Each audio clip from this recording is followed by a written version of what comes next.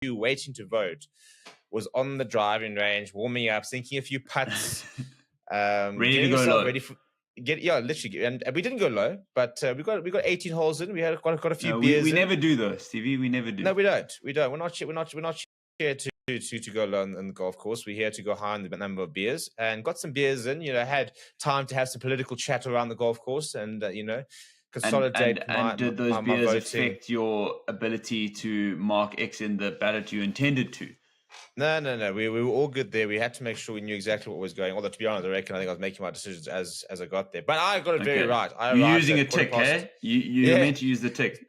Tick, yeah, exactly. And you tick like your top three, hey? Yeah. I think that's how it works. Correct. Yeah. Well, so I was in and out of within 45 minutes. It was a breeze. Walked to my voting station 2Ks up the road. So that done my civic duty, and now we're doing what's the real civic duty, and that is giving the fans what they want. Giving the fans what they want. And that is an hour of Dan and Steve chatting sport. Hopefully within an hour. We've got a jam-packed show today. We're going to be covering the Champions and Challenge Cup finals, both blockbuster games in London, one of which I attended. Then we've got the last week of group stages for the URC. We've got the Premiership semi-finals, in addition to that for rugby. Then moving on to football, we've got the Conference League final this evening. We've got we'll have a look back at Bayer Leverkusen's season in the Europa League final and what happened there. The FA Cup final with Man United beating Man City. And obviously this weekend's Champions Cup final and everything to speak about in that. We're going to unfortunately have to speak about the end of the IPL and the final that it was. And then, of course, the Proteas and their tour to West Indies and what which their didn't happen. 3-0 loss to the West Indies away means for their T20 World Cup hopes, which starts on Monday. So there's a jam-packed episode today. I hope you enjoy it. But let's start off, Stevie, with, as we always do, with the predictions of the week. So if you're new around here, we make a prediction on 3 different sporting games every single week. And we are tallying up a leaderboard, the first to 15, or the loser who doesn't get to 15 first is going to have to wear a sporting shirt of the other person's choosing. And it's currently 9-6 going into this week. We made 3 predictions. First off, Stevie, let's get this one out the way. We predicted the IPL finalist. And I'm at that point, there were 3 teams in it. Here. Yeah. There were 3 teams in it. There was RCB, which was my prediction. There was Sunrisers Hyderabad, which was your prediction. And as it turns out, there were 4. There were 3 other options, and then Rajasthan Royals were going to join KKR. And Rajasthan Royals, exactly.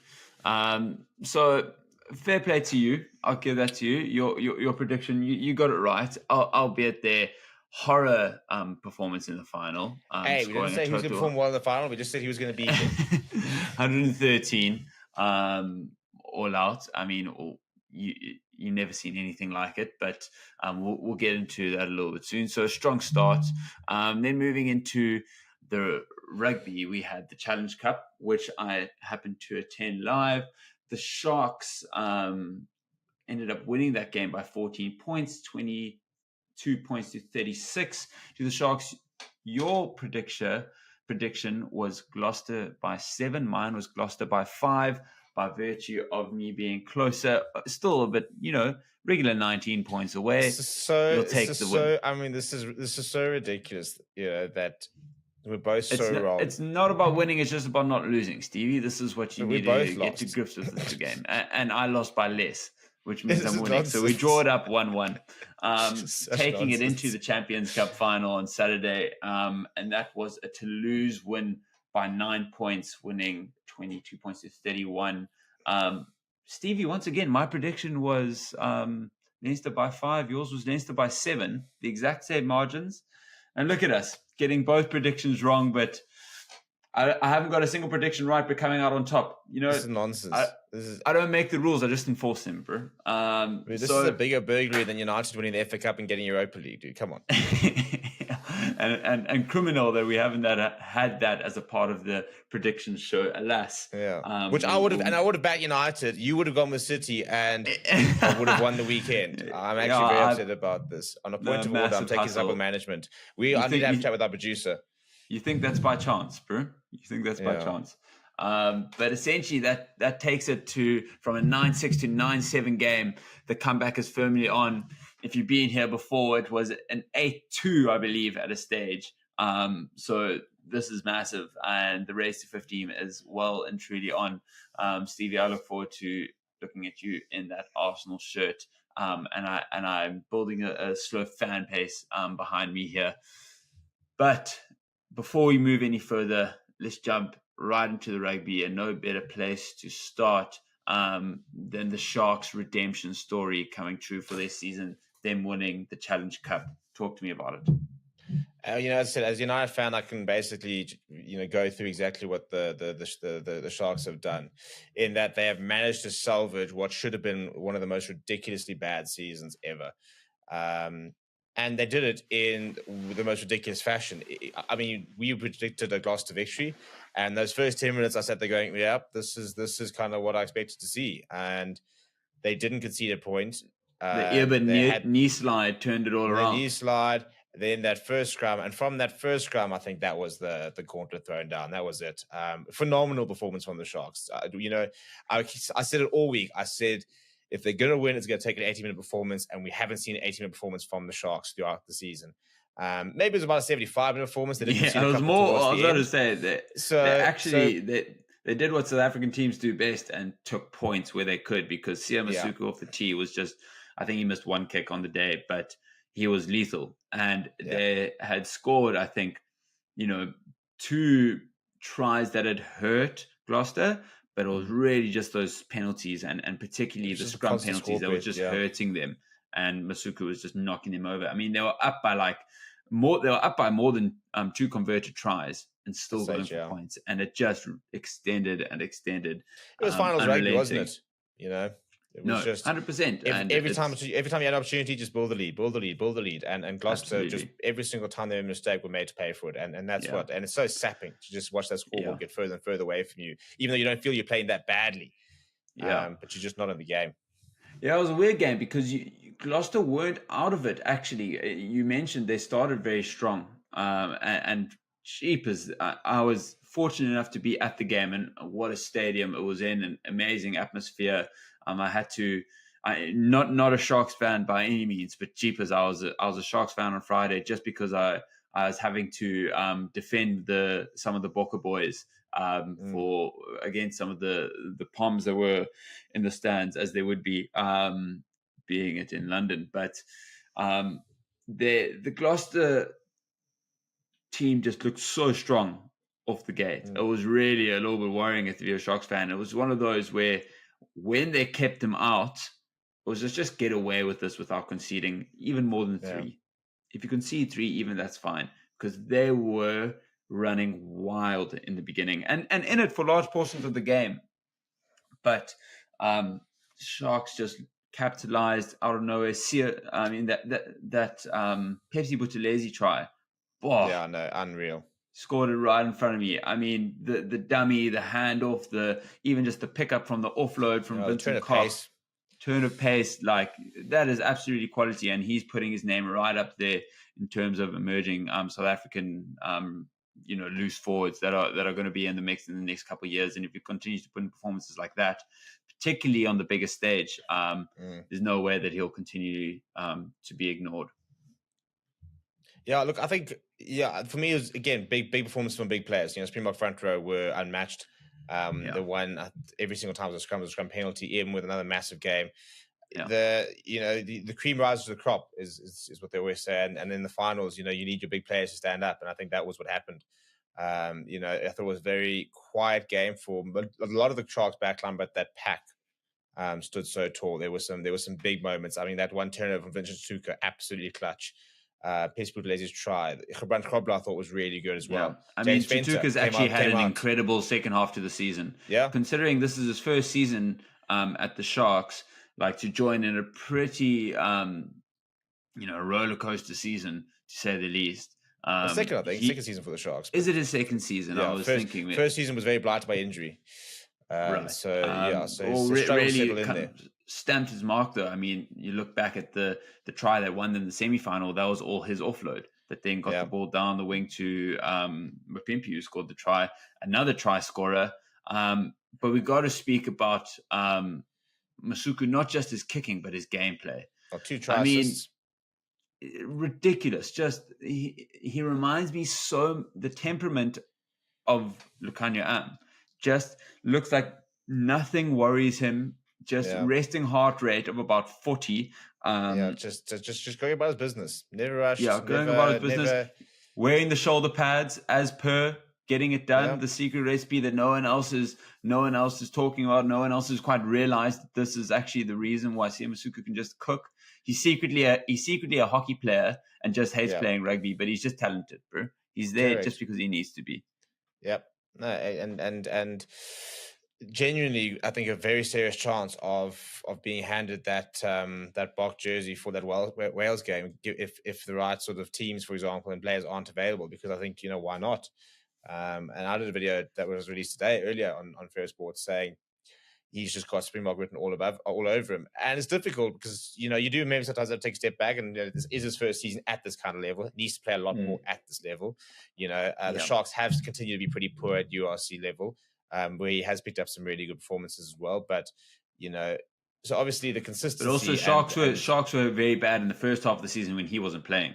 Yes. He has been a large part of them turning around their season. Yeah, exactly. Like Butcher Chamberlain and Kerwin Bosch weren't conducting the troops as they should, as you need to fly off to. Continue to back. It just actually goes to show, there's so much talk of like, the fly off being like the quarterback of a rugby team and dictating play.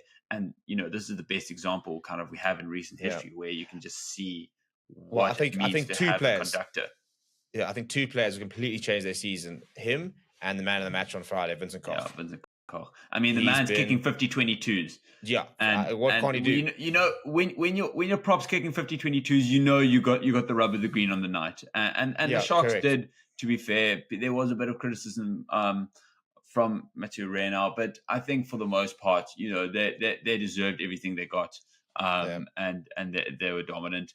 And fair play to them. Listen, I was all over them. They started releasing their redemption story before they had really redeemed themselves. Was it chasing the fin or something stupid? Yeah, chasing the fin. And it was a bit of a mockery when it started. And you know what I mean? It takes balls to put it out there before you've actually gone and done it. And they have gone and done it. So you got to take your hat off to them. And I mean, they'll be playing in the URC this weekend, but I imagine, not very present in terms of at least the regular starting lineup. But yeah, I mean, you say well done to Marco Mazzotti as well. He was handing out ski masks at the end of the game. What is this whole trend of ski masks all of a sudden? I mean, it's the Americanization of sports. It's bizarre. I find it very funny. You're gonna. My one dream and hope is to see Quinton de Kock wearing a ski mask for winning a trophy for the Proteas, bro. That's all I want to see in life. It's. But let's move on swiftly then to the action on Saturday, which was in the Champions Cup. The creme de la creme of club rugby, and the 2 monumental teams of Leinster and Toulouse taking on one another. Toulouse obviously coming out on top, a crazy game. Extra time. When was the last time you saw a game in the last 30 seconds? I was hoping for a kickoff. That would have been unbelievable. But Toulouse going and winning by 9 in the end. It looks like a crazy high-scoring affair when you look at it on the face of it. But 15 points apiece, purely penalties. Yeah. 2, I think, or 3 actually disallowed tries, I think, in regular time. Just an absolute, just in an arm lock with one another, going back and forth. But could have been a completely different conversation had Kieran Frawley knocked over that drop goal. Yeah, it's an interesting one, isn't it? Because now it's like, well, have Leinster choked again and stuff. And so the game of margins is unbelievable, isn't it? But what I think we did see the 2 best club teams in the world going toe to toe. The quality on display, the players on display. I mean, we'll talk about Anton DuPont in a bit, but I mean, Jamison Gibson Park, for example, continues to impress me. I mean, the tackle to take DuPont out. Yeah, to prevent them from scoring. You're just watching some of the best players in the world, going at each other for 80 minutes and then even longer. So, but again, Leinster, I tell you what, this is becoming a story of the greatest team that never was. A little bit like the Ireland team. I don't want to go too far down there, but dive into it. Yeah, I mean, they're not picking up silverware they're just not picking up silverware. They haven't won a trophy since COVID. It's a team riddled with world-class players and generational players. The World Rugby Player of the Year is Josh van der Flier. To be fair, he didn't even start this weekend. But the Jamie Gibson Park, everyone's speaking about him as the top 5 rugby player in the world. It's a pity you can't call him the best scrum half in the world because he's competing against who is the best player in world rugby at the moment. But Caelan Doris, the Taj Furlong, these are people that will be remembered forever. And they, in theory, had very small moments gone differently in 3 different games in the last 3 years. They could be treble. They could be 3-peat winners. Three finals and not a single victory. And including a final last year in the Aviva. I mean, obviously that was the one that was just set up for them. But 3 finals, no trophies. All against the French as well. All against the French. And you have to go. You look back at 2019, 18-19, losing that one to Saracens. So they've not won this since 2018. And for a side that has won 4 of these, of which they won, I believe, 2 back-to-back back in the beginning of the. So I think it was 2010. They've just they've should got have a lot more stars on their chest. Yeah.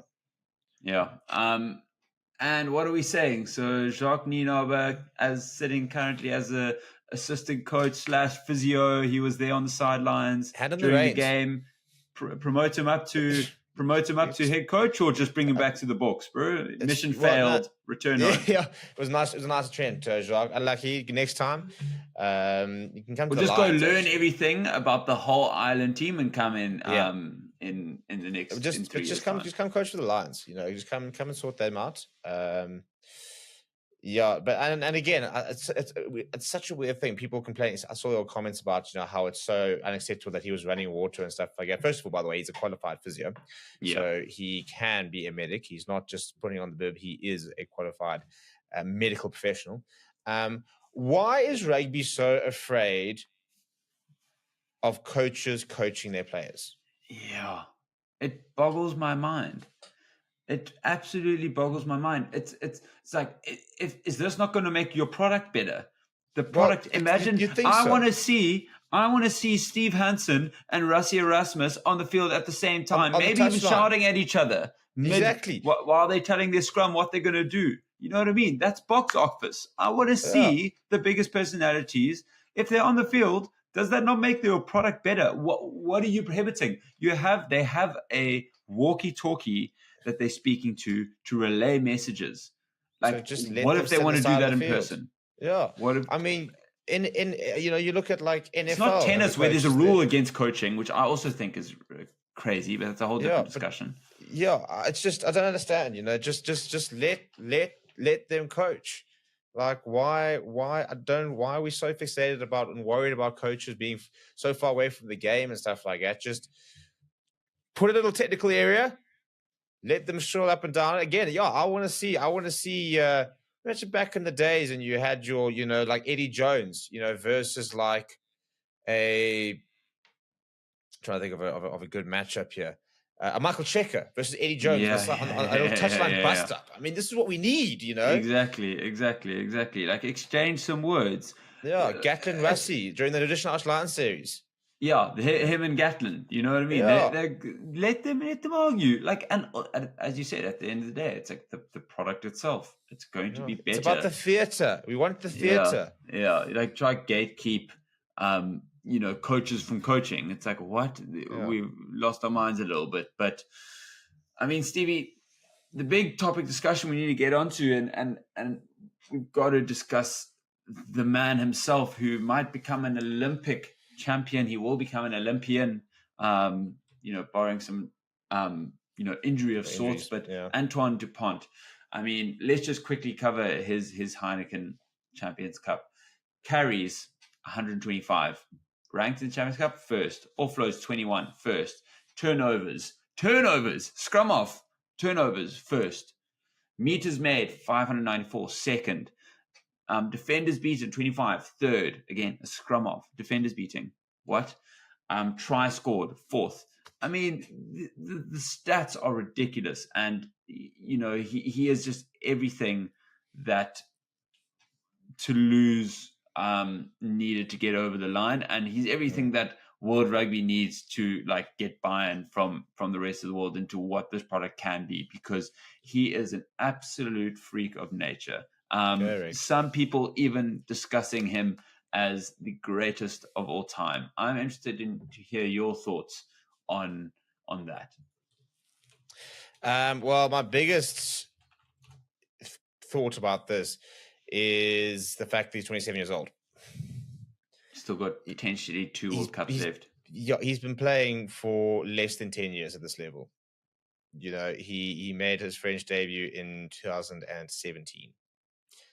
And we're talking about a guy who's only just gone past 50 caps for his country, being one of the best players of all time, because he is just, I don't think there's been a player that has been as naturally talented and just makes the game look as easy as it does. When it comes to the GOAT debates, it'll always depend on what he wins, and that's always going to be a factor. Mm-hmm. And he's doing it for club, right? He's doing it for club. So he's and again, if he goes to sevens and he just decides to pick that up, I mean, they've got 3 top 14s. It's the second European Cup he's won. If he goes, the French won their first sevens series in over 10 plus years when he played. A couple months ago. Ever. I mean, it's won the Six Nations. So he does have. I think the only 2 things he needs to really, the big one is obviously the World Cup, right? And he'll look, and all the French players will look back at this last World Cup and look at what could have been. That is obviously the earmark. While if we think of other contenders, you look at the Jonah Loams of this world, Dan Carter's, Ches and Colby, in terms of people who've. Have you seen Ches and Colby's on the list? No, he can't be. He hasn't. Okay. Let me educate you, Mr. Dan Scholz. Okay, talk to me, because I don't think you can get Ches and Colby near an all-time greats list, because I don't think he's even played. Has he played 50 caps for the Springboks? No. Exactly. Are you ready? Talk to me. 2014 Currie Cup winner. We're off to a good start here. Accessible only by one country in the world. Continue. Champions Cup winner in 2021. Top 14 double winner 2019, 2021. Challenge Cup winner.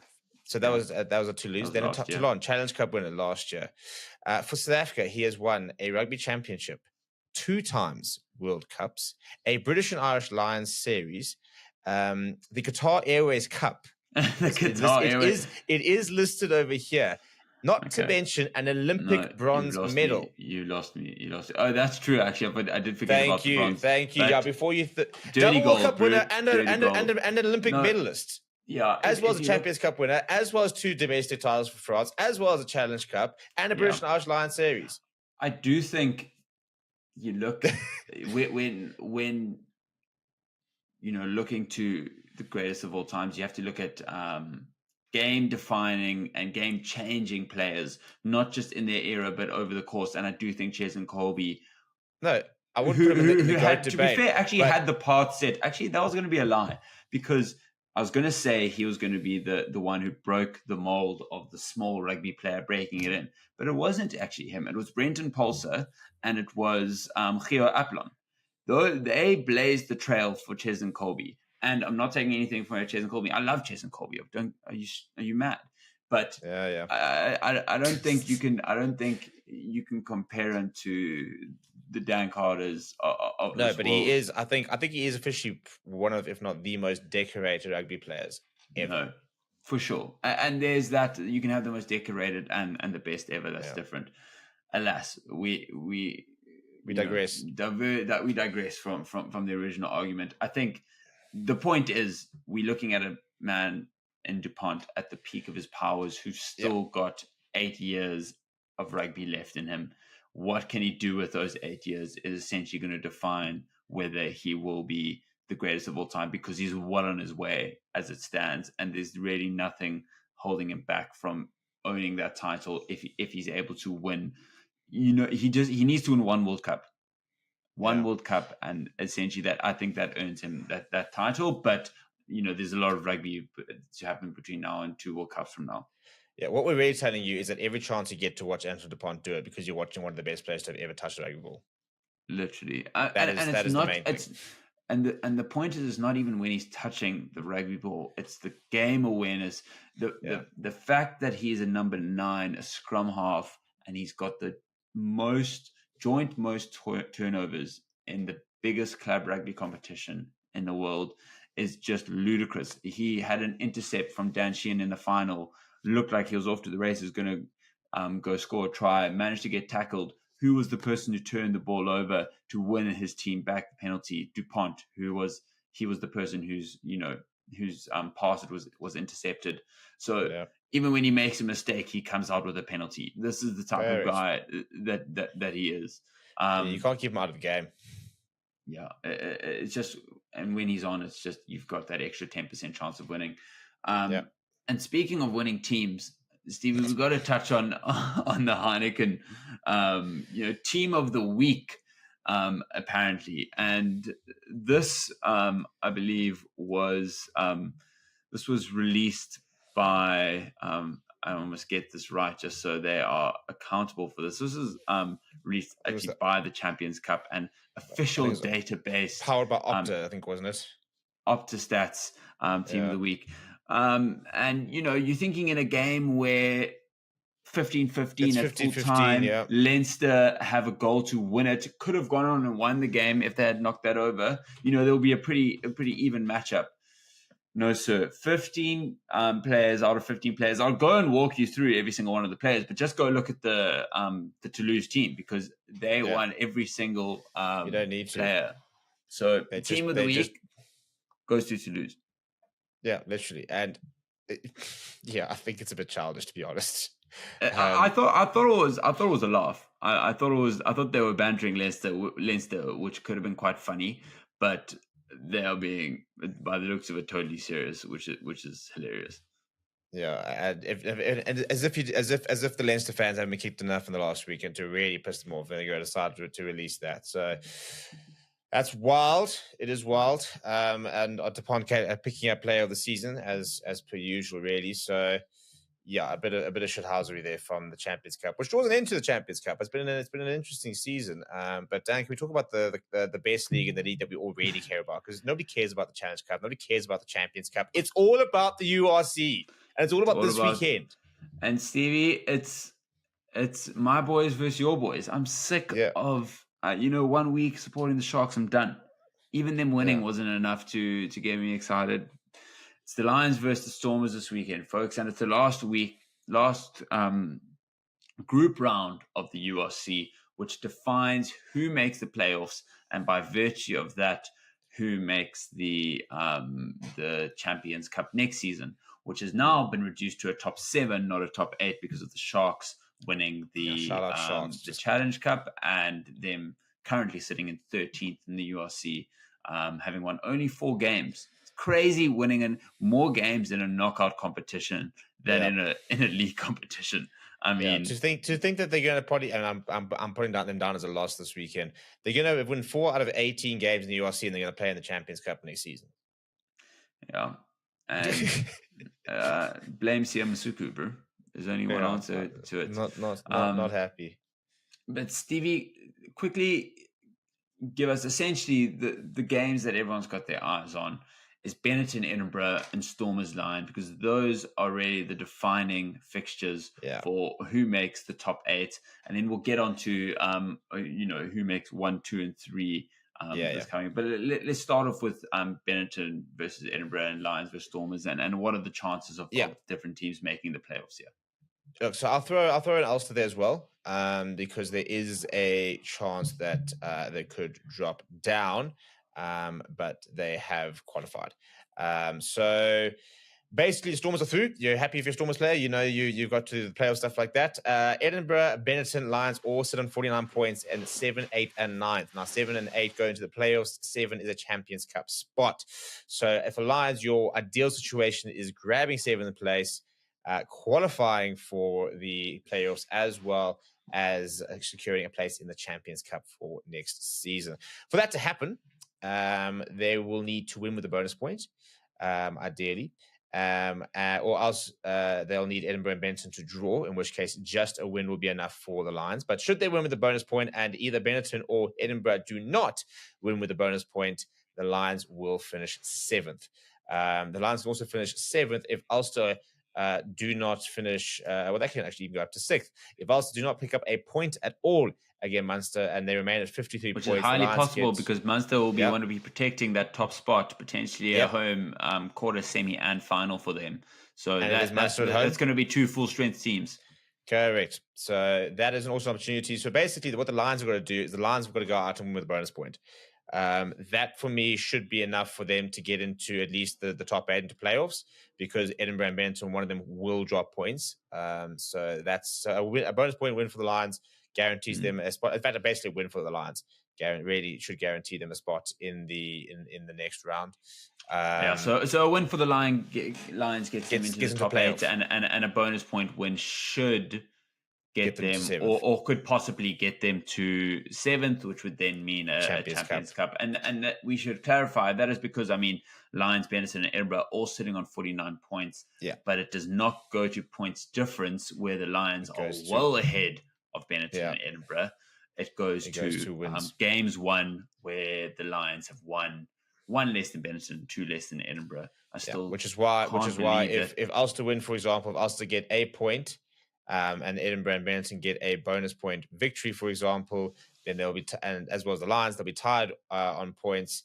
But the Lions having one game fewer would then be the de facto 8th place. Stevie, we're speaking about this like the Lions are playing Zebra at home, but we're talking about the Stormers away. You also got stripes on your kit, so you have to dispatch as well.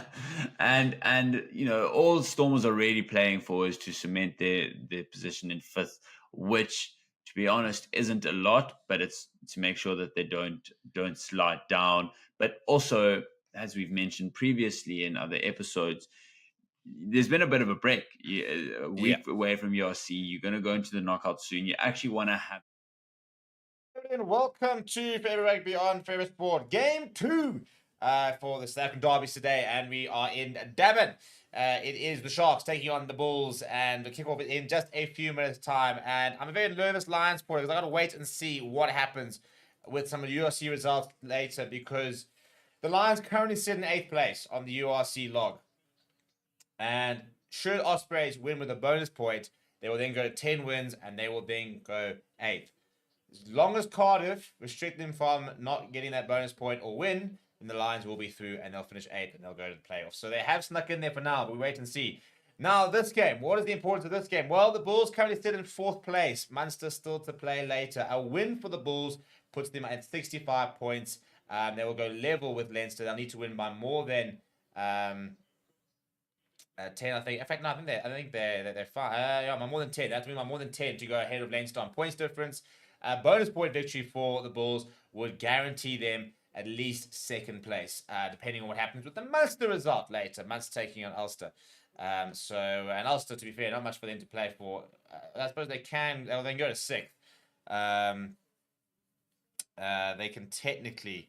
no, they can't actually catch the Stormers, so they can go to 6th place. So, and at this stage, 7th will play Munster, 6th will play Glasgow. That could all change later. I don't think there's really anybody in the top 4 you want to play. So not too much for Munster to play for, but for the Bulls, for Ulster to play for Munster and the Bulls, much more in terms of trying to guarantee that home quarterfinal, potentially a home semi-final, even maybe a home final. So lots on the line for some of these teams, and we will have kickoff very shortly, getting the referee ready. And it is Morne Pereira. He'll be assisted by Gile Jazweni and Dylan November, Marius Jonker in the TMO box, and it is Sia Masuku, who's got the ball in hand, and he will get us underway. Sharks will be playing left to right, and Bulls will be receiving kickoff. And here it is. We are underway for the second and final URC round robin game in South Africa. It is the Sharks taking on the Bulls. Sharks, a bit of a trophy parade after this, I reckon, probably with their fans, stuff like that. An opportunity for them to see off the season, finish the season. It's been a good season for them in the end because of that Challenge Cup win, but not a great URC season. It's a good, nice little touch there from Varsity, who picks up the deep kick from Rose Pierre after the kickoff. Cameron Wright, by the way, into the side. I'll go through the lineups in just a bit. And he gives it away to Chekovaditswe, who I think is going to be part of a very interesting scrum battle today. Now, Cameron Wright goes to the boot. There's 2 injuries that scrum up for the Sharks. They don't have Grant Williams, nor do they have Jay Nenser, and that is a knock-on and will be a scrum, which will give me some time to tell you guys who the lineups are. In the front row for the Sharks, it is Recheko Baditswe, Ox in chair, Bongi Manambi, and Vincent Koch. Corne Roll comes in for Evan Etzebeth, who's apparently a bit stiff. I think it's probably his arms a bit stiff from all the brandy he's been drinking. Cabran Grobler does start next to him. Is the same loose shirt as a week ago in James Fenter, Vincent Tuka, and Pepsi Buthelezi. So Corne Roll, the only change in that Challenge Cup winning loose pack. Cameron Wright comes in and will partner Siya Masuku. Edwin Cater gets an opportunity as well. Apart from that, the rest of the team remains the same. So just the 3 Springboks that drop out. With some nice replacements in there. Off the bench, it will be Fezan Bata, Instuko Tunu, Kwezimana, Jean Lapis Lavaskakni, Dylan Richardson, Bradley Davis, Buddha Chamberlain, and Diego Apollos, who's a nice player we haven't seen a lot of this season. In the front row, packing down as we speak for the Bulls, it is Chaos Dennekamp, Johan Krobler, and Volko Load. Ruben Vermaak will partner Ruan Nokia, Rick Lowe, Cameron Harnicum, and I've got Marco Van Staden for company in that loose trio. In Rose Pierre will partner Jan Goosen in the halfback pairing. The centre pairing will be Harold Forster and David Creel. Your back 3 for the Bulls is Currie Lawrence, Kane Moody, and Billy Rue. Massive scrum that by the Bulls. And they've one possession. Cameron Harnicum coming away with it. Getting off that away to Albert Lowe as well. That's a serious sign of intent from the Bulls from the scrummaging perspective. Jan Goosen will go to the boot, and he has turned Werner Koch, who's playing his final game for the Sharks today.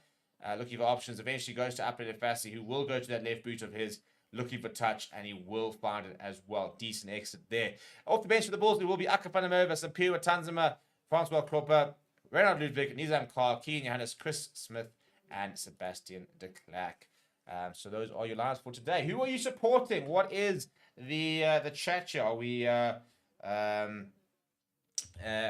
back in the Bulls, or it seems to have a lot of support on the poll at the moment, or on the Sharks fans? Right. So Jan Goosen with the back of the line lifts it high in the air.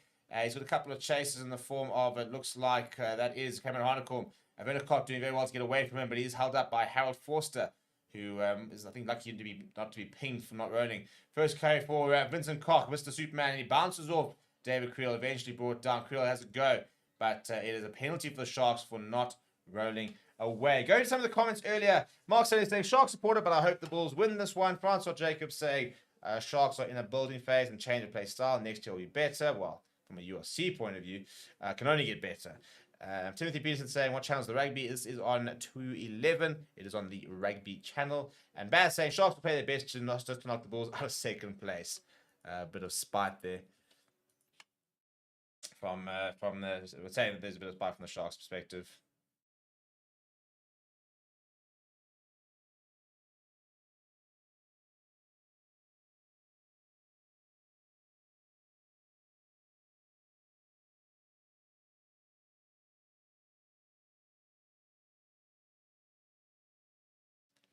Right, so Bongi Manami will have Peter's first line of the day. We're 4 minutes in at the moment, so let's sort of settle in for the game to come. And for me, this is just about getting to 6:30, and I'm very nervously having to watch Cardiff play Ospreys and hope that they do something. Got to try and beat Ospreys, or at least ensure that Ospreys don't get a win with a bonus point. So if they can just just keep them to 4 tries and fewer and win the game. And over the top to Brandon Crobler. That's a nice line up there for the Sharks. Nice big carry there from Vincent Tutuka. Good work from him. Masuku goes inside to Bongi Manami. Now, Masuku. Fenter, long pass out towards Werner Koch. Werner Koch. Good tackle that from Currie Lawrence. Right now, a check of a D-Swen chair. Nice. Oh, cheap as he gets thrown over the legs of Ruben from Mark, but it's okay from him. Masuku now, Fenter. Good balls. Now the long pass out towards Pepsi Buthelezi. This is where he likes to be. Runs into Ambrose Pierre. Tackled by Albert Lowe. Cameron White, quick ball. Goes to Francois Venter. Oh, it's a massive tackle. He does get the offload away to Vincent Koch, who puts the momentum back on for the Sharks. Masuku going to Vince Tuka. Quick read there. Good offload that. And Oxford Chen now caught the ball, working hard to try and build a bit of momentum. The rush defense, though, so far from the Bulls has looked pretty good. Now trying that little dab at the top from Masuku. It does bounce off the charge down back to him. So Sharks do retain possession. Now Ox and Che, that's his third carry of the day. Getting nice and busy early on here as Ox. Francois Venter goes short to Vincent Koch.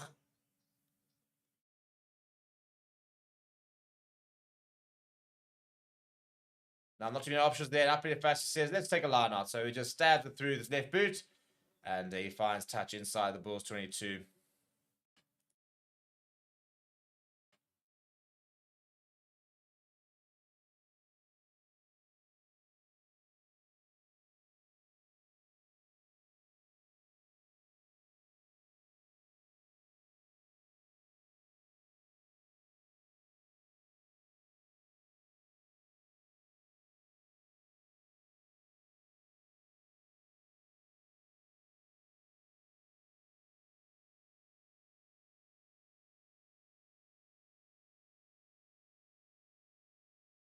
Probably. No, in fact, I think it's actually corner roll. It's gone back. We'll try to get that. But to start line out from the Bulls, Cameron Harlequin, it's a big hit coming from him. Ball available for Ambrose Papier. And a penalty for the against the Sharks for being offside. Villaroo, as he always does, thinking about taking it quickly. Just wants to sort of plant that seed of doubt. But they'll opt against it, obviously. And Jan Goosen will now look to find touch.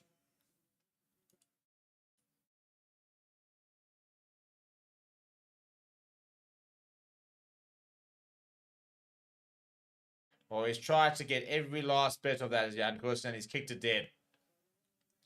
So they're going to have to go all the way back for the scrum. That's pretty poor from Jan Goosen. Was desperate to try and get as many meters as possible. And in the end, it's backfired on him horribly. And just, yeah, because, I mean, right up against touchline and over the head of Edwin Cater, who must be the most, like, messy looking wing I've ever seen. I mean, have you ever seen a wing with, like, all the head strapping, everything? It just looks everywhere as Edwin Cater. Bongi Manambi stoking a few things there. Big claps there from him. So Sharks now with a scrum outside of 22. And what they would love to do is give their fans a little good send-off as they go into the off-season.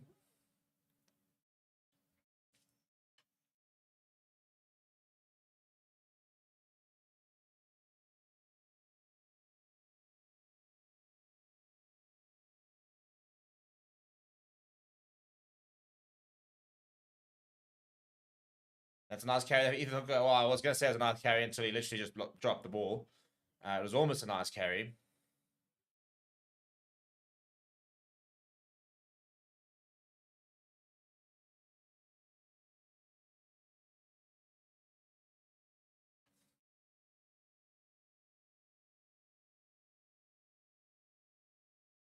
Nice little ball inside there from Masuku to Edwin Cater. Then a nice little out the back door offload to Ethan Hooker. So nice handling so far before Hooker then dropped it. The young centre. Not to be confused with the surname.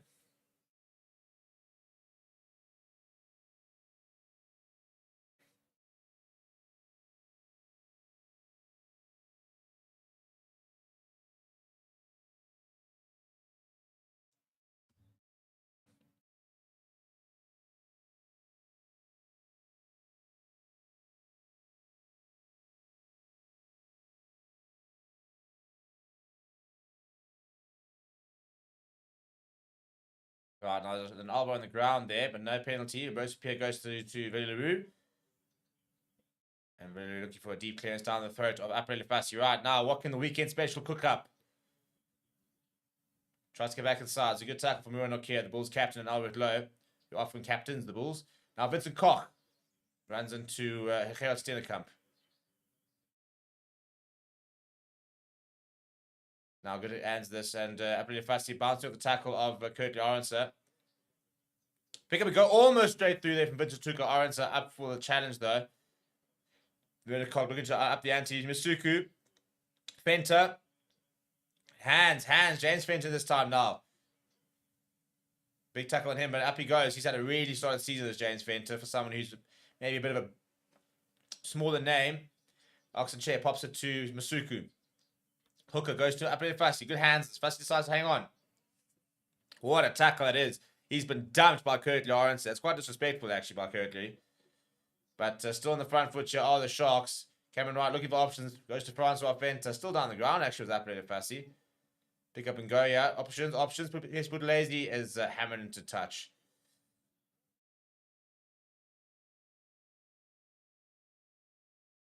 Currie Lawrence, though, of all the, I mean, we all know that he packs a punch, but what a punch this was. Hammering Apple Varsity back. Right, go to some comments over here. Destroying Dub people saying go Munster. Vivian said, were the Lions attacking discipline and focus? No, they were not. Played well at times, but yeah, weren't really in the game as much as I think they should have been, could have been. Maybe even would have been had they made some better rugby decisions. I felt that they could have gone for the try a bit more, and they just, I felt like they were scared of playing rugby at times. Annoying, but anyway, we might yet sneak into the playoffs, so we might still see me next weekend for the quarterfinals, which would be pretty cool. Mark's only saying is the hooker at centre and destroyed. People saying, come on, Sharks, I'm a Munster fan. Bad saying, dumb Sharks playing their best game of the season. Munster will smash Ulster. Anyways, this result is going to be about getting second place. Good take that from Bernard Cock. Good tackle once again from Currie Lawrence. He's been absolutely everywhere at the moment.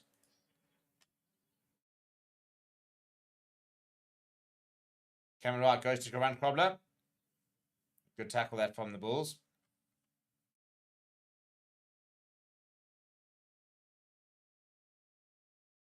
Cameron Wright lifts it high in the air.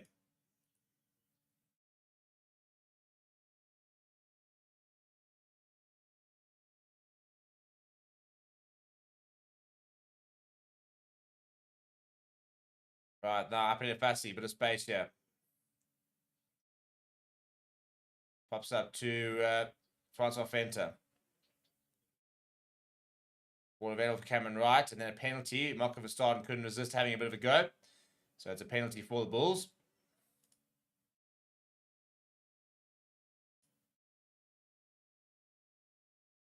Jake White with his big notebook there. John Plumtree looking a little bit less bemused with life. Jake White obviously still lots to work for the season. The Bulls have got a home quarterfinal. The question is, can they get a home semi-final if they were to win that home quarterfinal? And that'll come down to them finishing second. Or else will come down to the results of next week, which could yet still be interesting. Certainly not a foregone conclusion. I think we're going to be in for some very interesting quarterfinals. Not a lot of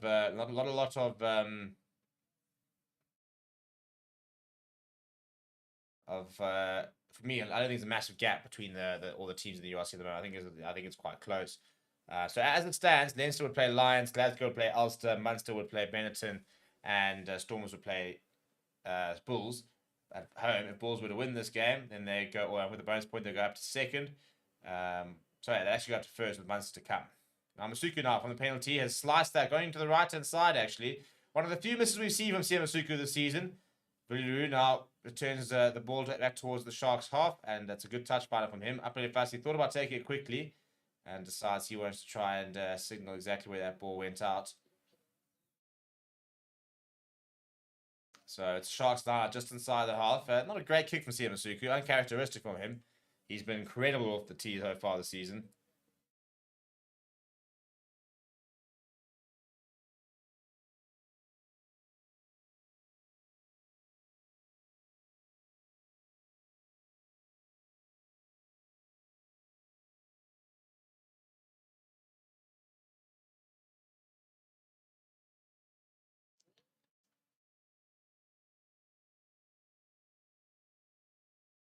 Not anymore, yeah. Bongi Manami got it at the back there. Struggling to get the momentum here are the Sharks. Going to look to use it. Cameron Wright. Sia Masuku shifts to the left-hand side. Waiting on it. Waiting for that call to use it. Now there is the call. Cameron Wright does go to Francois Fenter. Pops up to Masuku. Masuku now to Ethan Hooker. Fires it to up into Fassi. Fassi decides to go to the boot. Edwin Cater is going to give chase here. And that ball is going to win the race and go out just before the flag. So it'll be a 5-meter line out for the Bulls. So Bulls really struggling out of their half at the moment. Sharks dominating the territory and doing really well to put them under pressure.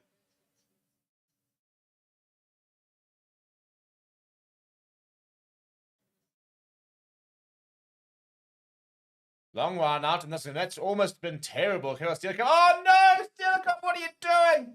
Oh my goodness, that's an early Christmas present for Sia Masuku. Oh, that's a bit of a mess up on the Bulls.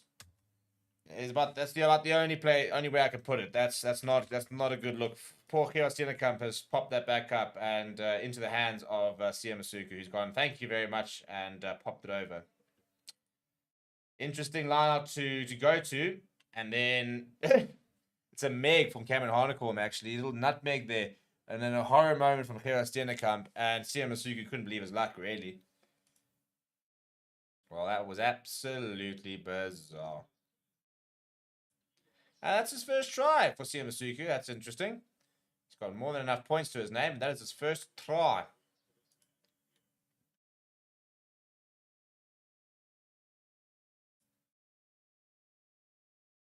Yep, and straight over. So 7 points to 0. Early try there for the Sharks. I think they deserved them. To be fair, that's pressure. That try is pressure. You know, they've managed the game well. They've pinned the Bulls back, and they forced them to do something a bit different. The Bulls made a mistake, and they've capitalized on that mistake. So, you know, you can't say it's not deserved because the Sharks have been very good at putting them under pressure. But it was a gift. It was very much a gift. It was very much a mistake. And one that Jake White will be fuming about in the coaching box, I have no doubt.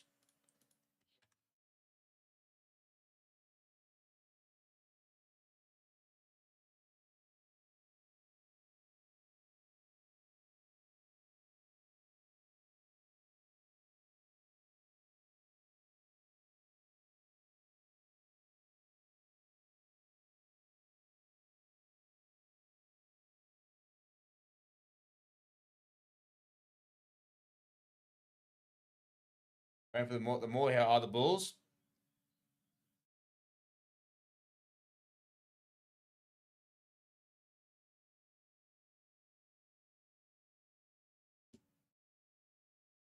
Here at the top, and Vennecock will mark it. That's well done by Vennecock.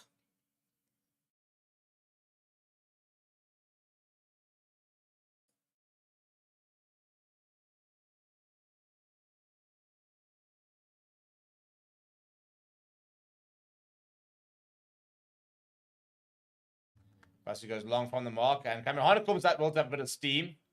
Been a bit quiet of late, maybe a bit as Cameron Harnicorn. I mean, he had such a good start to the season that it's always going to be difficult to try and replicate that kind of level.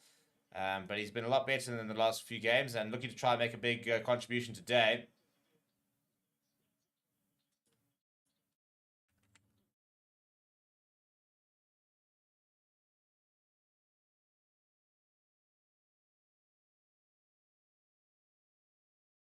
Penalty advantage here for the Sharks. Francois Benter, it's a good carry from him.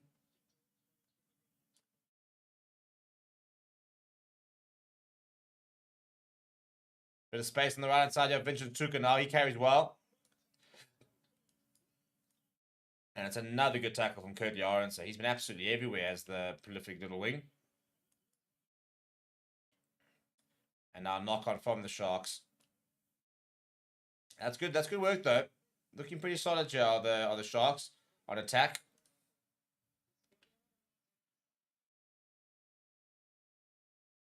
Our Sharks not seeing why the advantage is over, but they had progressed quite a long way down the field. So I think that's pretty fair to be fair. I think it is fair.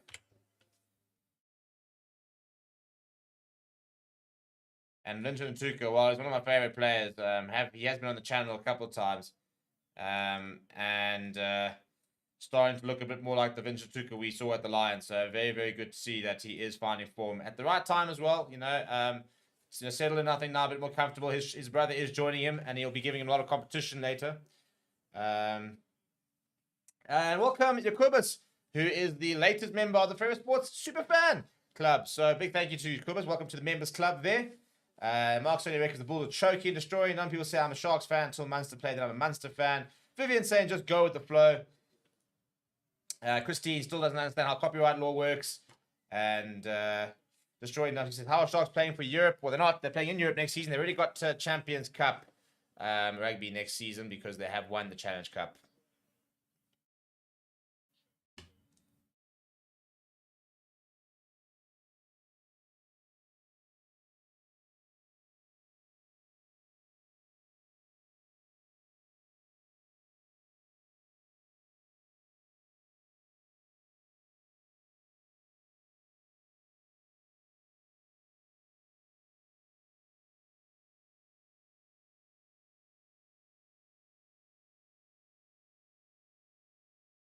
Right, so Bulls now. They go to Ruan Nokia. Solid work there from him.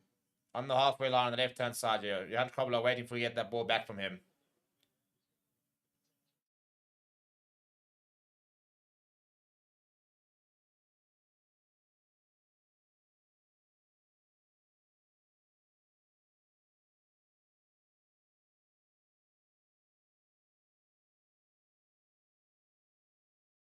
Prepare now to Johan Krobler. Bulls trying to build momentum here. Not to mention momentum. So, and I'll tell you what, though, that's really done well by Brosa Pierre. Oh, the step as well. Looking for options, and he finds it in Billy LaRue. In Brosa Pierre stumbled a bit, and the rush defense opened a massive gap for him, and he took it without needing a second invitation. Now it's already low. Goes into the 22. Brosa Pierre now fires to Gerson. Billy LaRue flat towards Currie Arnson. Steps inside of one. Currie Arnson wrapped up by Sia Masuku.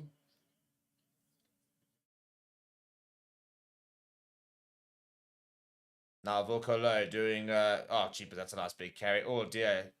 And I think that Corner Rolls popped a shoulder here from the looks of it. Which I don't think is too surprising when you're running into Volko. That's a great offload from Billy LaRue to Jan Goos on the angle here. 5 minutes out here are the Bulls. Brosa fires out wide, and David Creel will go over. That's very nicely played by the Bulls. They hit back in style. Not so sure about that dance, mate. But apart from that, love the work.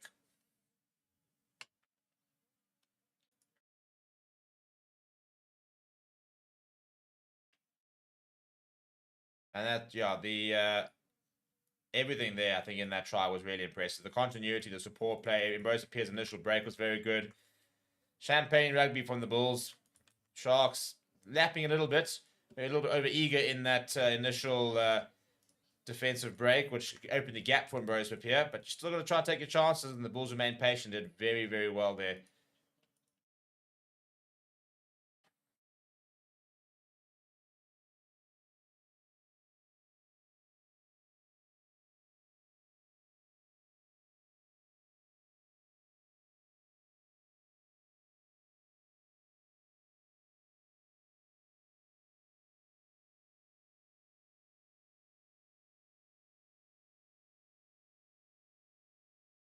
Right, John Coulson, first kick of the match. Let's see what he can conjure up here.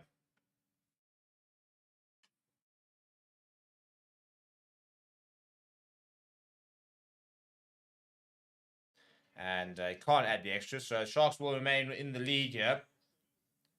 Pretty poor from Jan Coulson. You expect more from that.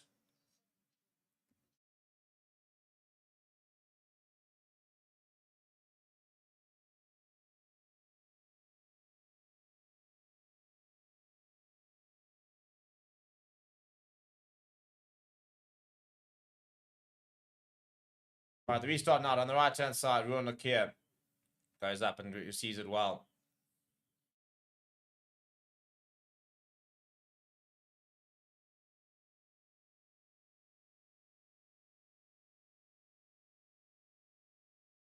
Here now, goes to the boot. Not gone particularly far, and it's going to come off corner roll and go forward. Picked up by Johan Hussen, looking for options now. Goes himself, brought down by Cameron Cropper. Presents well, though. Quick ball here from Brosa Pierre. Goes to Cameron Hanekom. Took quite a few players to bring him down. Now, not too many options. Starts to go to the boot. It's almost going to go too far. It's actually going to bounce, so it'll bounce to touch. So not the worst kick there from Villarreal. I think he's a bit frustrated about... I don't know if it's frustrated that nobody jumped onto that, or just that everybody's a bit slow to it. But it doesn't look like a happy man, does Villarreal.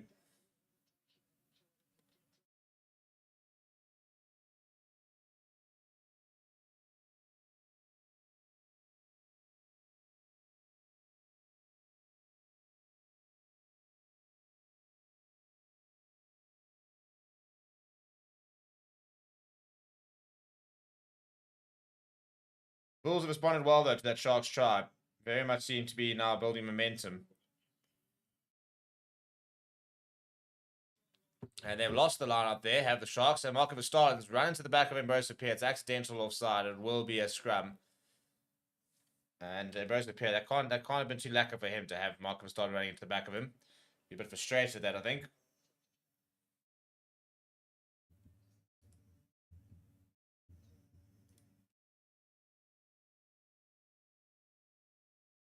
It's great to win that from Nokia. Body on the line. No, Dion, it's not half time. It is only 25 minutes played, as is on the screen there. And that scoreboard there. First half, 26 minutes played so far. That's saying Sharks hate the Bulls, no chance to throw in the game. Destroyed out people saying Sharks going to throw the game just to help the Bulls. No, not quite.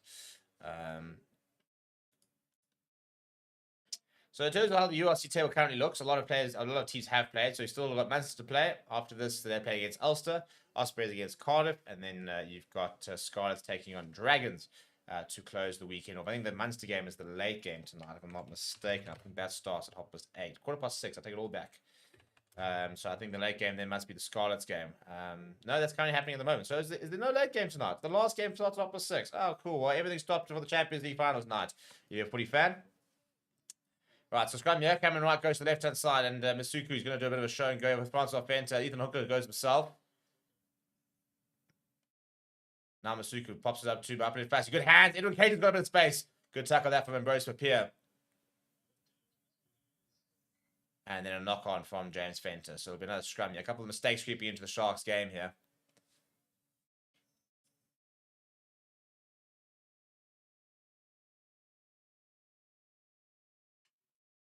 Good hats. Nothing complicated about what the Sharks are doing here. It's kind of drawn pass, a couple of overlaps, quick ball. But it's effective when you get it right.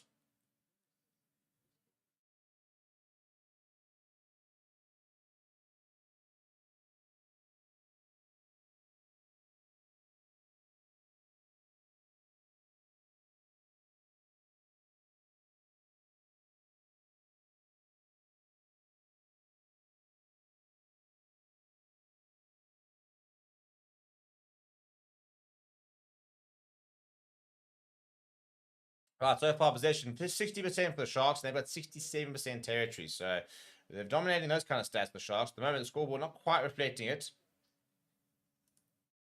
But still plenty of time to go.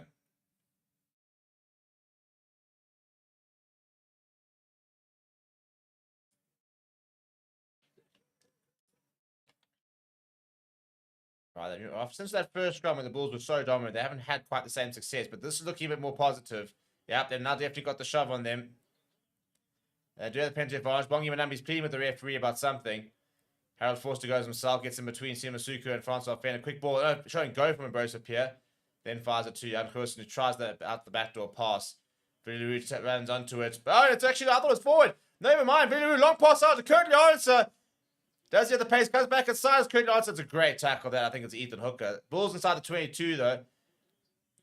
Kanan Moody, we haven't seen him at all today. Penalty advantage here. Ruan Nokia being driven back. Need to try and recycle this here to the Bulls.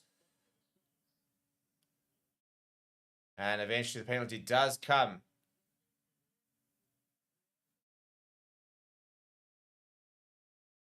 I wondered if that was not forward from Johan Goosen. It was a bit weird. I thought they would stop playing. Not quite the case.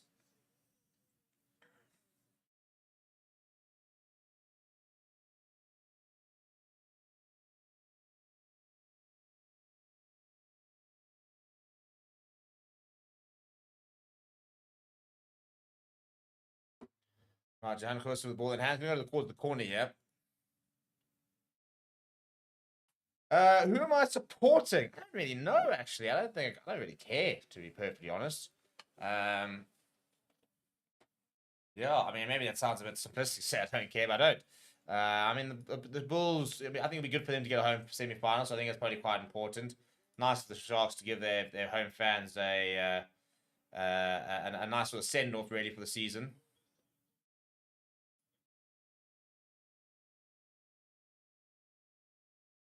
That's decent running more, though, looking from the Bulls. Trying to turn around and goes over. That's a good try from the Bulls. They hit back. They've wrestled back the momentum from the Sharks. starting to do things right, starting to click into gear. Maybe those hangovers for the Sharks starting to kick in as well. So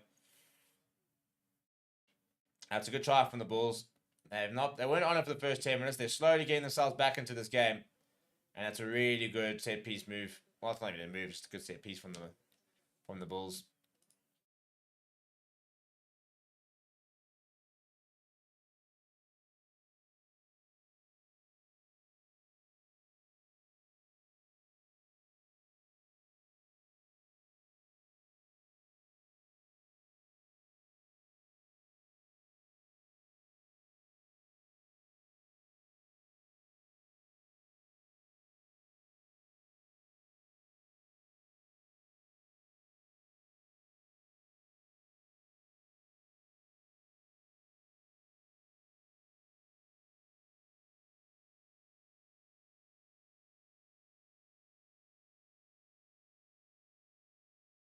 All right, there we go. 12.7. That's a much better kick from Johan Goosen.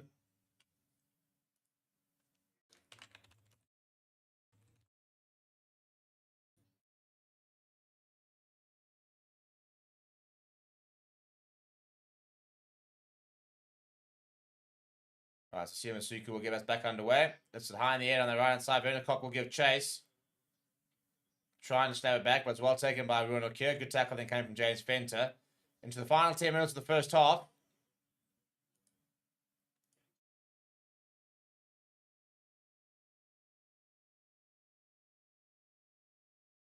And just taking his time here as Embrace with Pierre.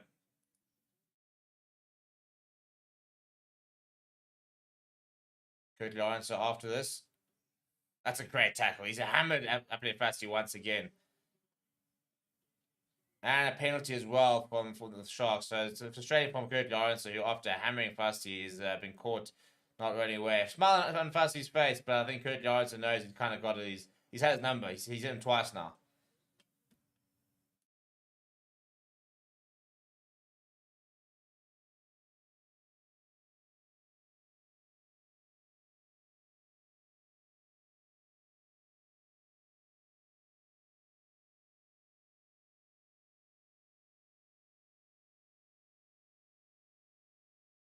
That's a big tackle there. Oh my word, he's been hammered. He minced him. Absolutely minced him.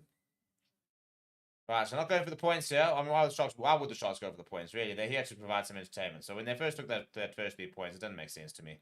You guys have already won the Challenge Cup. You know, this result's irrelevant. Just go and play some cool rugby. Give your fans something to celebrate. It's the only thing you can do to Eddie at the moment.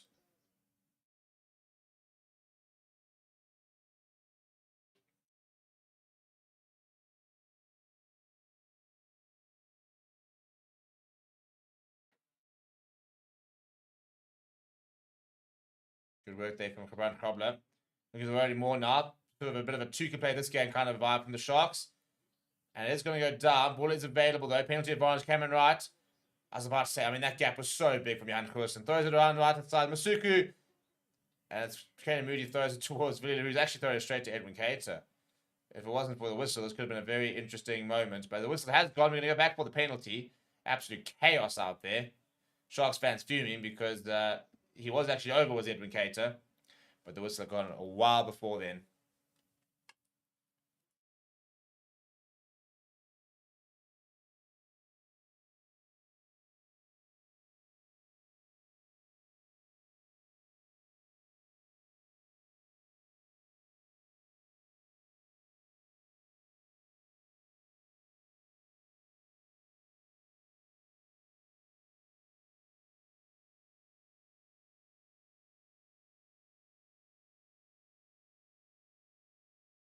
Right, so it's decision time now for the Sharks. They've gone for the corner. Bongi Mami with ball in hand. It's a good take there for Cabran Cobbler. And they peel off the side. And James Fender thought about the chicken wing pass to Bongi Manambi. Didn't get it right, though. Ambrose appears all over that ball and wins the penalty. Clutch from Ambrose here. He does often. When things get rough and you need a moment, you need something, it's so often Ambrose is there to do it for you. He's been so good for the Bulls. That 3-year deal that he's got for them until 2027 is so well deserved. How the Boks aren't putting him back on the radar, I don't actually know, to be honest. He's not even that old. He's 27. He's my age. In fact, he's a year younger than me. That sucks. So he thought about the chicken wing pass there to James Fenton. Not sure. I might have been a right decision, to be fair. And then Mongi Manambi taking out Currie Lawrence, but not getting Bruce Papier. And a couple of Bulls fans very chuffed with that. Could take that from Mark. He's had another good season for the Bulls. Very much coming to his own. Has the number 4. Mark of a start. And that's a good tackle from Betsy Bootalazy. Now Bruce Papier goes to the boot. And it's up in the air. Werner Koch goes up. Takes it very well. Right, gets the touchline. Does get hit out though. So it's a good take that from Werner Koch, but it's a good tackle from Elwood Lowe as well.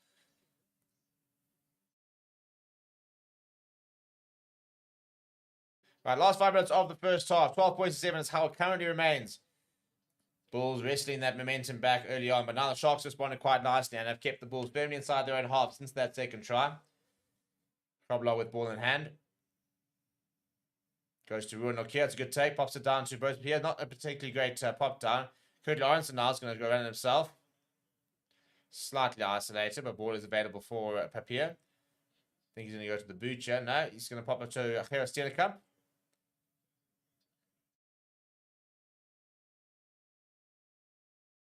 Now Papier, options, goes himself, goes to the boot. Currie Lawrence gives chase. Werner Koch once again go up.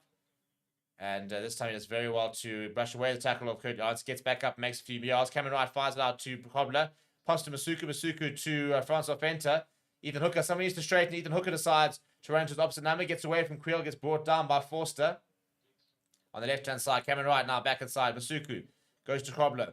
Good tackle of that from Wilco Lowe. Got up nice and quickly. Now we counter coming from the Bulls, but they're losing their feet. So there's hands beyond the ball penalty against them, unfortunately, because it was initially a nice idea.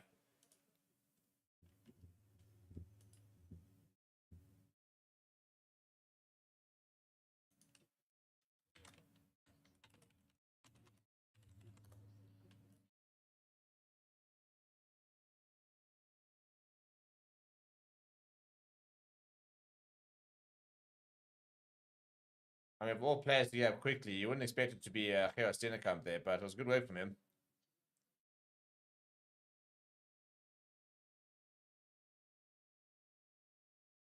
Looking to try and take quickly out of the Sharks, and Moya Ferreira having absolutely none of it, saying, no, calm down, your line hasn't even arrived, relax. Just under 3 minutes left on the clock for the first half. Been a tight game. Not been phenomenally free-flowing. Not been terrible either, at its moments.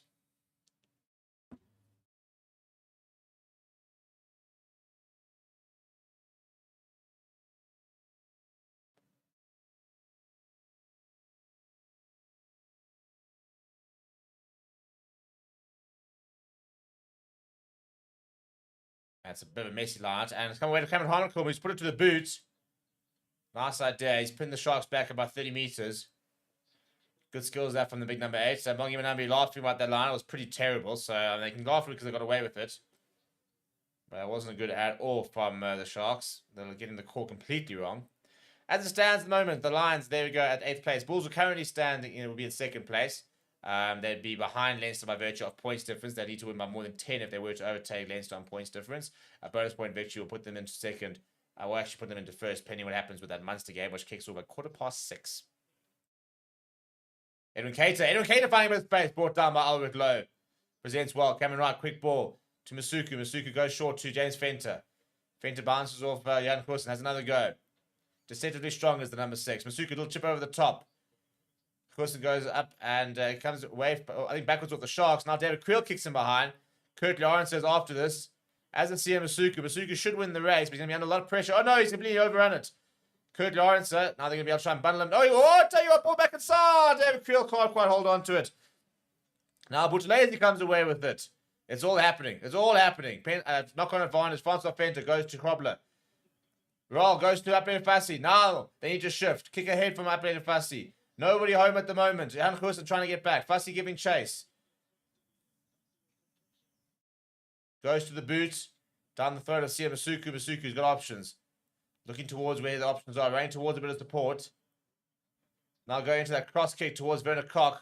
Oh, pop around from Ethan Hooker. Ethan Hooker comes back inside of Rosa Pierre, who's done well not to overcommit there. It's a bit of champagne rugby at the moment. So it's like watching a Barbarians game with that sort of passenger play. That kind of let's not kick this. Oh, hands from Ox and Chair to Vincent Koch. And the turnover is good. Knock-on advantage here for the Bulls. Albert Lowe just decides to put it to the boot. That's bizarre.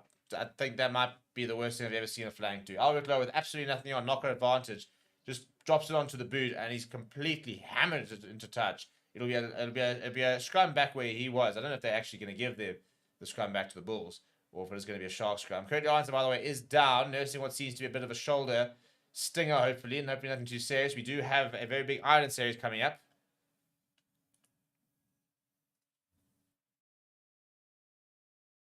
Yeah, it's that knockoff there from Werner Koch as he's coming down.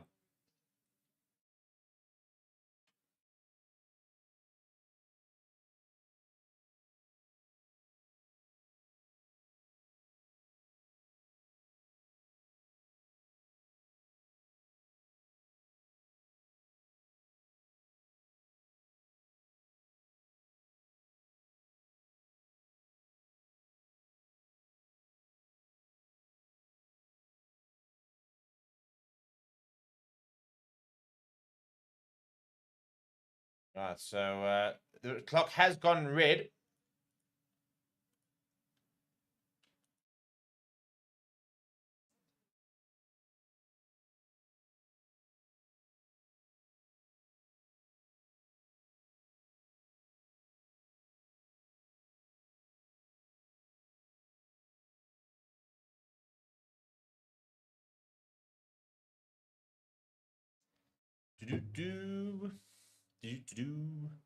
Right, coming to the end of the first half here. Not been a bad first half. Maybe could have been a bit more exciting. There has been some very cool moments. I said the Sharks playing like some barbarians rugby. Bulls obviously far more result orientated, or maybe keeping it a bit more simple. Imbosa Pierre goes down the right hand side. Last opportunity for the Bulls to try and score some points. David Creel shifting, goes to the boot. This needs to try and stay in though, and it will not. Weird decision to go to the boot given the fact that it was halftime. Anyway, halftime score 7 points to 12. The Bulls leading the Sharks. Sharks who've had their moments and dominated possession and territory, but have definitely surrendered the momentum as we go into halftime. We'll see you guys in a bit. Don't go away. Smash the like on the video. Subscribe to the channel if you are new, and we'll see you in a few. Hello, everybody, and welcome back to Between Two Fans. You are joined by myself, Daniel Skoltz, and my co-host, Stevie P. Stevie P, it is South Africa's voting day today. I'm wearing my attire, but I've already marked X on the ballot sheet a couple of weeks ago. Show us your thumb for proof. Yeah, it is there. It is there. Everybody can see. It used to be like purple. I don't even know what color this is. It's like the base of brown. Yeah, there's no consistency in colors. Yeah. But from what I hear, you've dripped the system. Everyone else struggling with 6-hour waits. You just slotting in there. Is this all your friends in high places doing you favors? Look, at the end of the day, you got to understand the environment that we play in, and it's a high pressure game down here in South Africa. So, what you do, and this is what I'm telling you, my fellow South Africans, is that you wake up in the morning and you don't even bother going to the queues. My sister-in-law was at her voting station 6:15 for the polls that opened at 7. Shock and horror, the poll did not in fact open at 7. In fact, by 7:30, they were still not voting. And she ended up, I think, voting just after 8 o'clock and was at very, very cold, dark 6:15. Steve, on the other hand, while she was in the queue waiting to vote, was on the driving range, warming up, sinking a few putts. Ready to go low. Literally. And we didn't go low, but we got 18 holes in. We had got a few beers. We never do though, Stevie. We never do. No, we don't. We're not here to go low on the golf course. We're here to go high on the number of beers, and got some beers in. Had time to have some political chat around the golf course, and consolidate. And did those beers affect your ability to mark X in the ballot you intended to? No. We were all good there. We had to make sure we knew exactly what was going on. Although, to be honest, I think I was making my decisions as I got there. But I got it very right. You're using a tick, hey? You're meant to use the tick. Tick, yeah, exactly. And you tick like your top 3, hey? Yeah. I think that's how it works. Correct. Yeah. Well, so I was in and out within 45 minutes. It was a breeze. Walked to my voting station 2 Ks up the road. So done my civic duty, and now we're doing what's the real civic duty, and that is giving the fans what they want. Giving the fans what they want. And that is an hour of Dan and Steve chatting sport. hopefully within an hour. We've got a jam-packed show today. We're going to be covering the Champions and Challenge Cup finals, both blockbuster games in London, one of which I attended. Then we've got upcoming the last week of group stages for the URC. We've got the Premiership semi-finals, in addition to that for rugby. Then moving on to football, we've got the Conference League final this evening. We've got we'll have a look back at Bayer Leverkusen's season in the Europa League final and what happened there. The FA Cup final with Man United beating Man City. And obviously this weekend's Champions Cup final and everything to speak about in that. We're going to unfortunately have to speak about the end of the IPL and the final that it was. And then, of course, the Proteas and their tour to West Indies and what Which their didn't happen. 3-0 loss to the West Indies away means for their T20 World Cup hopes, which starts on Monday. So there's a jam-packed episode today. I hope you enjoyed. But let's start off, Stevie, with, as we always do, with the predictions of the week. So if you're new around here, we make a prediction on 3 different sporting games every single week. And we are tallying up a leaderboard, the first to 15, or the loser who doesn't get to 15 first is going to have to wear a sporting shirt of the other person's choosing. And it's currently 9-6 going into this week. We made 3 predictions. First off, Stevie, let's get this one out the way. We predicted the IPL finalist. And I'm at that point, there were 3 teams in it. Here. Yeah. There were 3 teams in it. There was RCB, which was my prediction. There was Sunrisers Hyderabad, which was your prediction. And as it turns out, there were 4. There were 3 other options, and then Rajasthan Royals were going to join KKR. And Rajasthan Royals, exactly. Yeah. So fair play to you. I'll give that to you. Your prediction, you got it right. Albeit their horror performance in the final. Hey, we didn't say he was going to perform well in the final. We just said he was going to be 113 all out. I mean, you never seen anything like it, but we'll get into that a little bit soon. So a strong start. Then moving into the rugby, we had the Challenge Cup, which I happened to attend live. The Sharks ended up winning that game by 14 points, 22 points to 36 to the Sharks.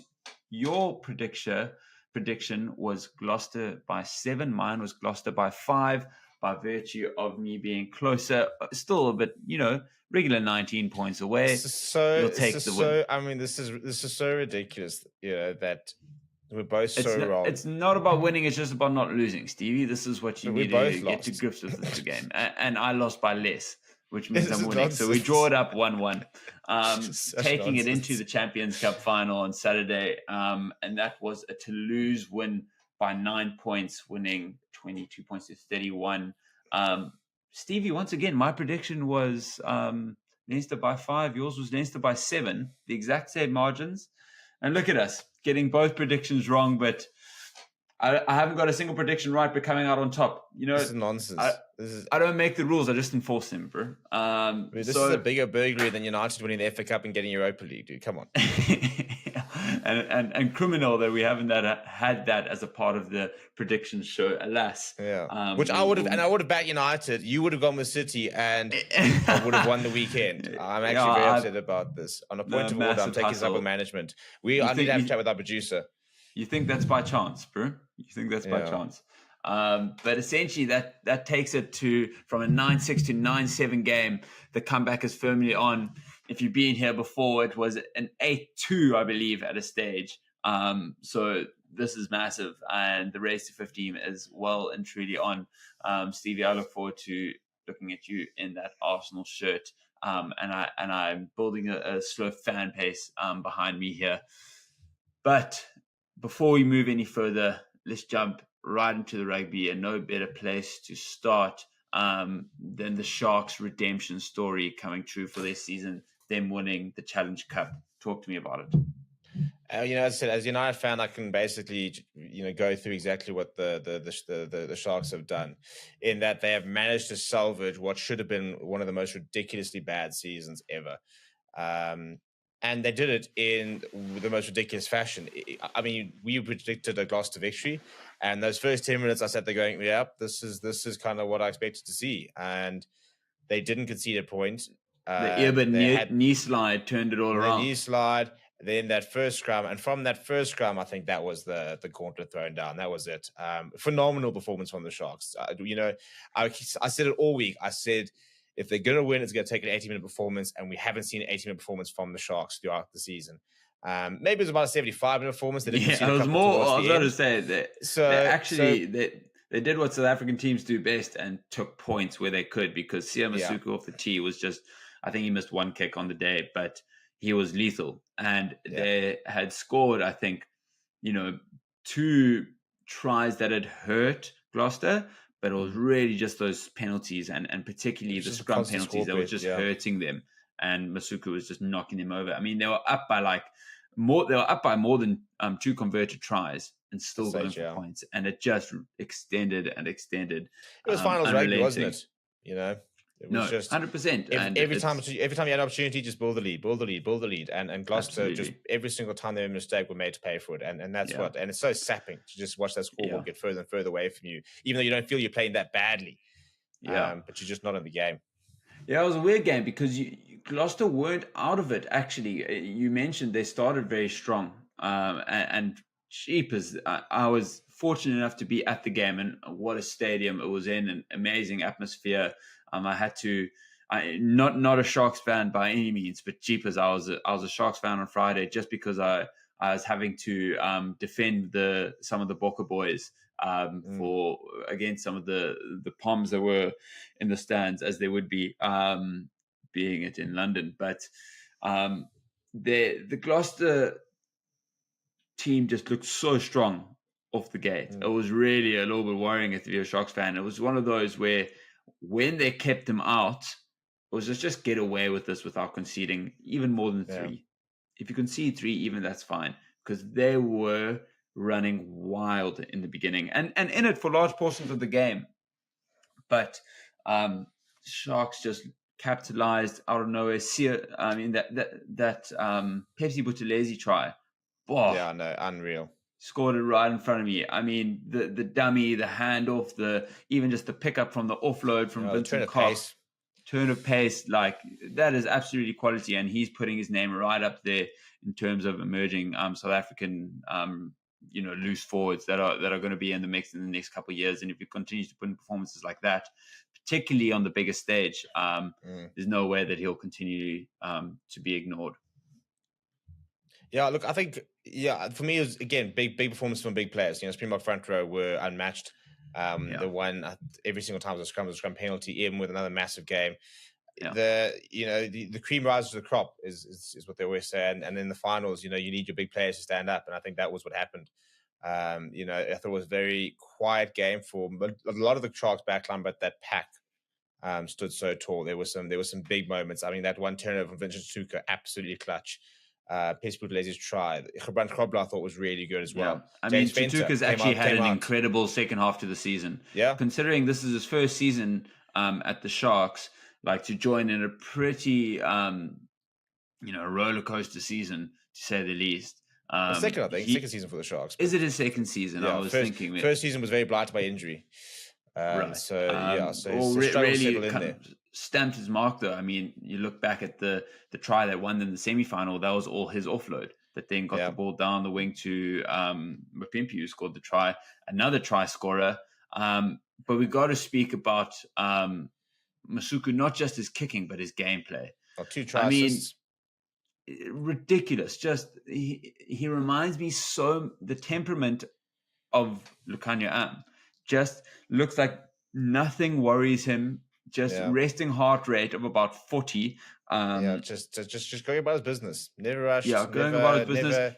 Wearing the shoulder pads as per getting it done. Yeah. The secret recipe that no one else is talking about. No one else has quite realized that this is actually the reason why Siamasuka can just cook. He's secretly a hockey player and just hates playing rugby, but he's just talented, bro. He's there just because he needs to be. Yep.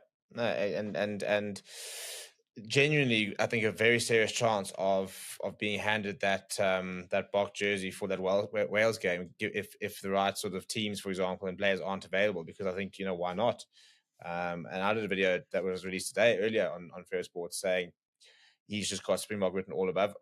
Right, and we are back. Hello and welcome back to Favorite Rugby on Fair Sports. Second half of the Sharks versus Bulls encounter. Bulls currently leading. This is the final half of the Sharks season, really, because they will not be progressing to the URC quarterfinals, and so this is kind of it, really, the swan song for the likes of Bernard Cock, for example, who's moving on next season. Somebody else as well, who I was going to mention. But anyway, so kick ahead, and Kenny Moody. We haven't seen very little Kenny Moody so far this game, and here we go. Oh, here we go. From Caden Moody, eventually running into his Springbok teammate Oxen Chair. What a run that is from Caden Moody, just slicing through a couple of Sharks defenders. Now Vililaroo bringing in David Creel. David Creel with Currie Lawrence, switches back inside to Lawrence. Had a good game so far with Currie Lawrence, and more defensively than on the attack, really. It broke Pierre, seeing a bit of space, eventually going to Johan Kobelos, started to carry from him.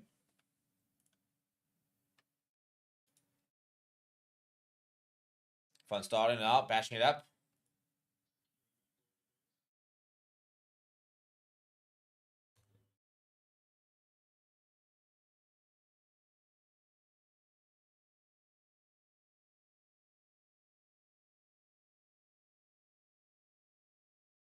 Now Fassi, ball gets turned over, and Fassi decides to kick him deep. Well, I tell you what, that's going to be that's a fantastic kick. Goodness me, up to Fassi, take a bow. That is a brilliant kick.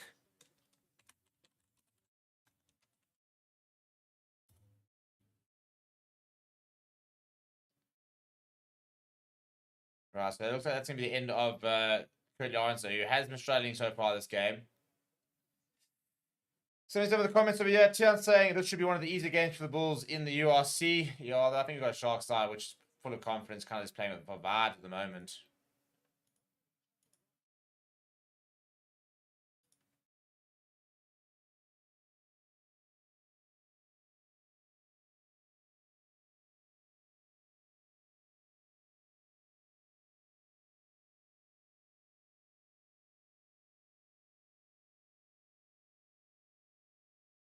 It's a great kick from Apple Fassi. Goodness me.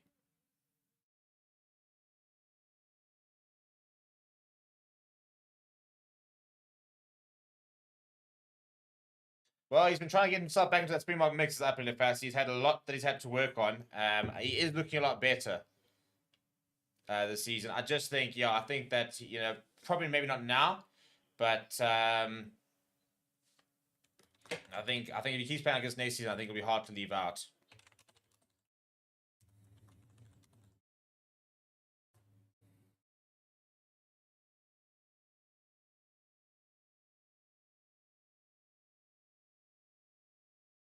Take a bit of time, yeah. So I think Sebastian de Klerk is on the park from what I can see.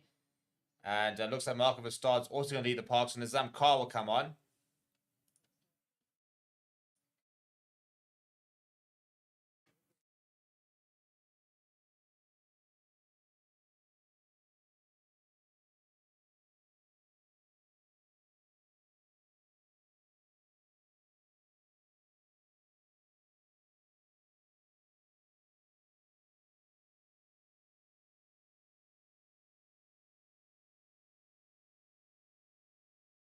Right, Bongi Mlambi now with the Sharks for 22. They are inside the 22. They go to, that's actually been stolen. It'll be another Sharks line out, actually be a bit closer. So we'll have another go. But the Sharks line has not been good today, if we've been brutally honest. It's not really worked.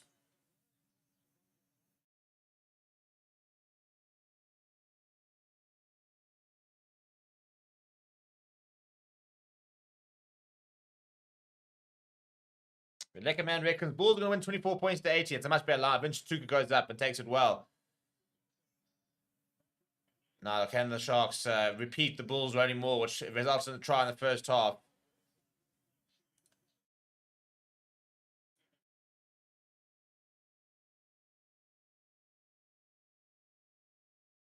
And he's just short as Bongi Manambi. Has he gone over? Pick up and go for it. A Cock is just... I don't think the Cock. Vincent Cock is just over. And while James Fenter just short. Corner roll. Has lost it forward, I think. Yeah, turnover ball here from the Bulls. That's frustrating for the Sharks. Now, Khurson, little chip over the top. Kanan Moody to give chase, but and this ball is straight into Kanan Moody's hands. Look at the pace from Kanan Moody. Has he got enough? Has he got enough? I tell you what, I think he does. Nope, surely. BITDEFENDER eventually reins him in. Where's the support? It comes in the form of Nizam Carr. Quick ball here, and the Bulls are over. Penalty not taken on the mark as the call. The penalty against the Sharks, penalty for Sharks now, I think. Well, we need to go see what's going on here.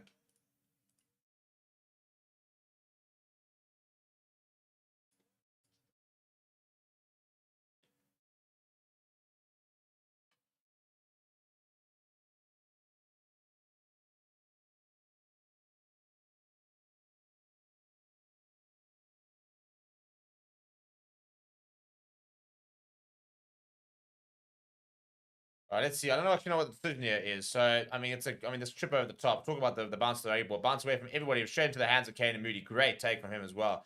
Look at the pace. He has a lot of pace as Kanan Moody. Vernon Cox trying to get across. As is Fassi. Eventually, the change of angle allows Fassi to reel him in.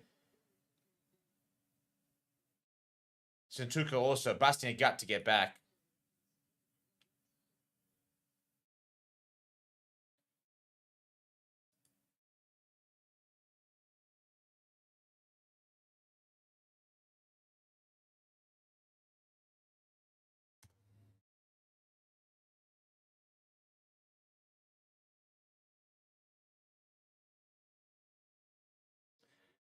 Is that the end of Tutuka's game? It wouldn't surprise me. I think it is. He's been absolutely everywhere today.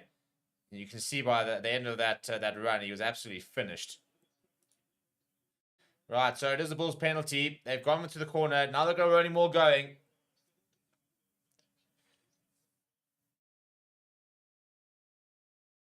And it's going to be turned over. That's really, really good defense that from the Sharks.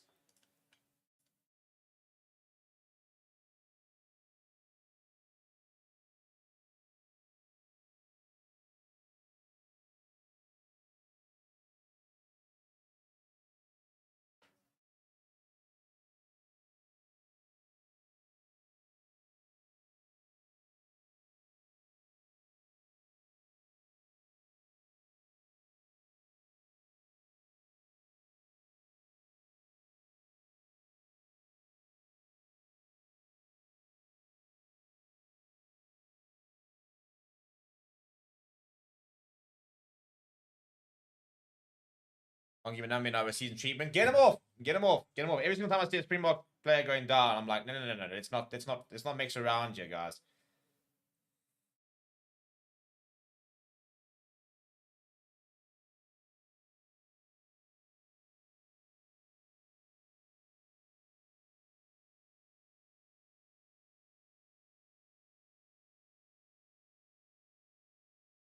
Oh, sorry, I'm actually just trying to check here. So the yellow card has arrived. I thought the Vincent Tuka had actually been taken off. But now the yellow cards appeared on the screen there. So I'm just trying to work out what was going on. That makes a bit more sense, to be fair. So we do have a yellow card, which hopefully, yeah, there it is. So here's the yellow card. I'm just getting a little timer on there, actually. So you can sort of see how many minutes left.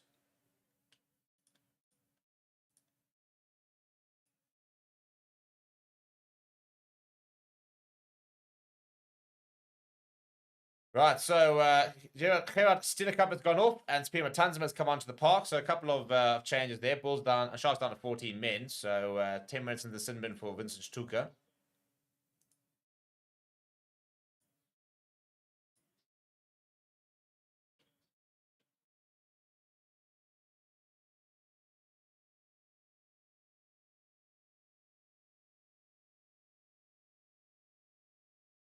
Right, Bulls with the man advantage. What can they conjure up here?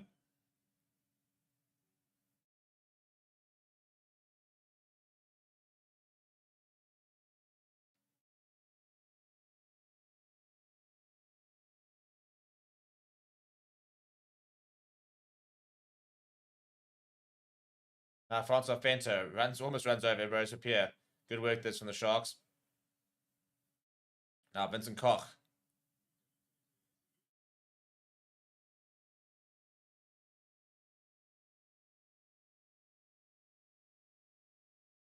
Now, yep, Siamasuku hammers it downfield. Won't find touch. So Kennedy's got a bit of time here to look at his options. Steps away from one. Cameron Wright, good tackle from him. Ball available for Cameron Harnicombe, but he leaves it for Brosa Pierre. Brosa Pierre goes to... No, that's Harnicombe. Was actually out low earlier. Pops it up to Cameron Harnicombe. He'll still go almost to 22 here. Ball over the top from Billy LaRue. Is it going to bounce? Hooker, I think, grabs it. Got it over. So it will be a 5-meter scrum for the Bulls. And Siamasuku was actually tackling Ethan Hooker. So it's all happening. It's all happening.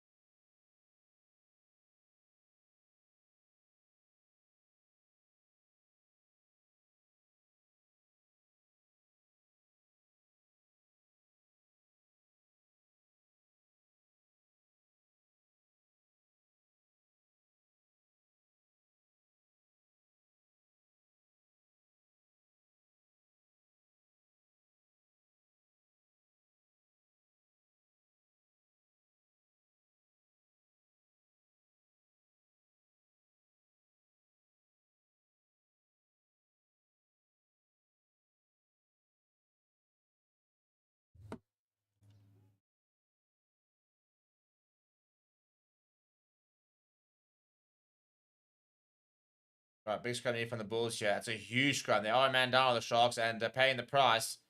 He's car right up against the touchline. Can't keep it in. No, he has kept it in apparently. Cameron Harnicombe runs into a brick wall. Ball available for Sapima Tanzima. Sorry, Zohan Koblo now. Pick up a go from Sapima Tanzima. He's almost over. Can he get grounding? Not quite. Driven back. Good defense from the Sharks. Held up to go back for the penalty. Probably have another scrum there, I reckon, if I'm the Bulls.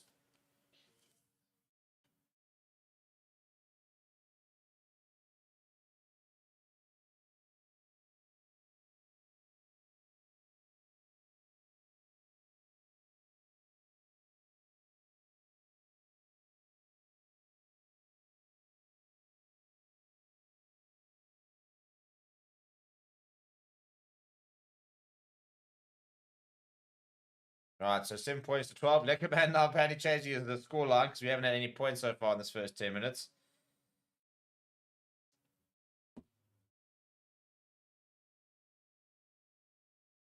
Good scrum that, though, from the Bulls.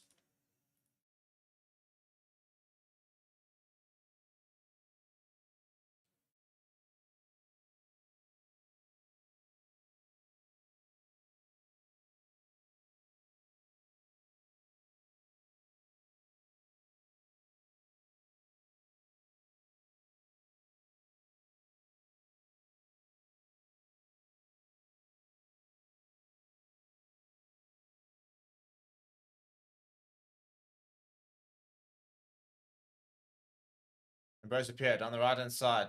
Houston goes short to Harold Forster. Forster 5 meters out here. What can the Bulls conjure up? Can the Sharks remain strong? Popping up now to Albert Lowe.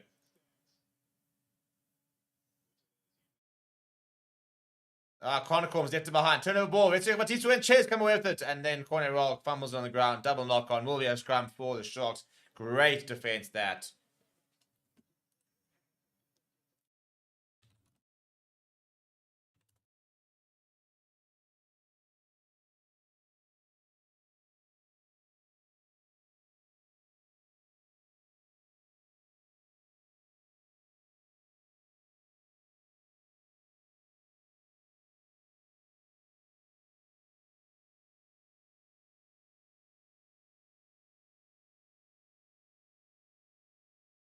Here comes Pheasant Barter, so that'll be the end of Bongi Manambi's game. Good to see. More to the point, yeah, he's leaving, he's fit, he's ready. But we'll see him in about a month's time for the box up against Wales. But the Bulls scrum's been good today. I've been impressed. Very, very impressed. She'll be back in a second.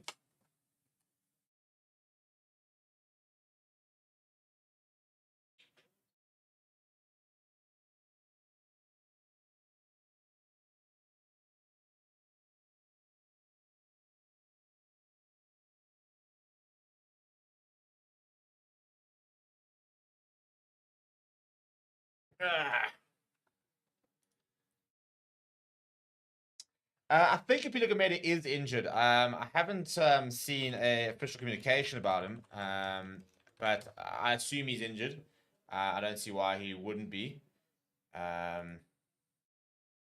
Last played on that weekend of the back in April, so he hasn't played in May. So I think he is injured. You'd definitely have been involved in the last few weeks if he wasn't. Now Cameron Wright on the right-hand side will clear the lines. That's very well exited from the Sharks. They've done very, very well there not to concede any points with the yellow card as well, which won't have too much time left on it.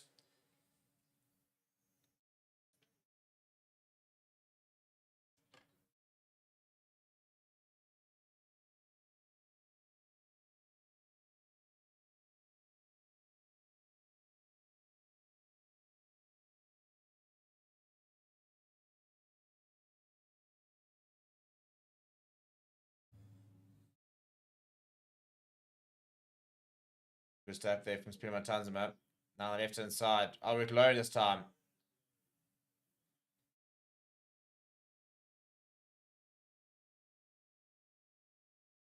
Good work there. Now on the right-hand side. Where's the Bulls? Trying to work their way back into that 22. Ulrich Low. Papier now to Hussen. Spearman Tanzima tries to straighten. Good tackle on him. Vincent Koch now trying to go over the ball, but unsuccessfully.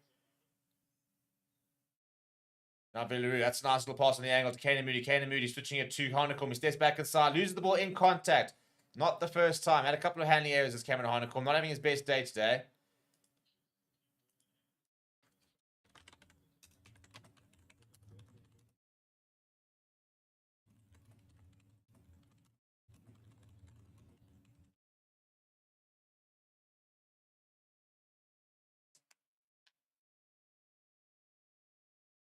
Now Cameron Wright goes to the boot.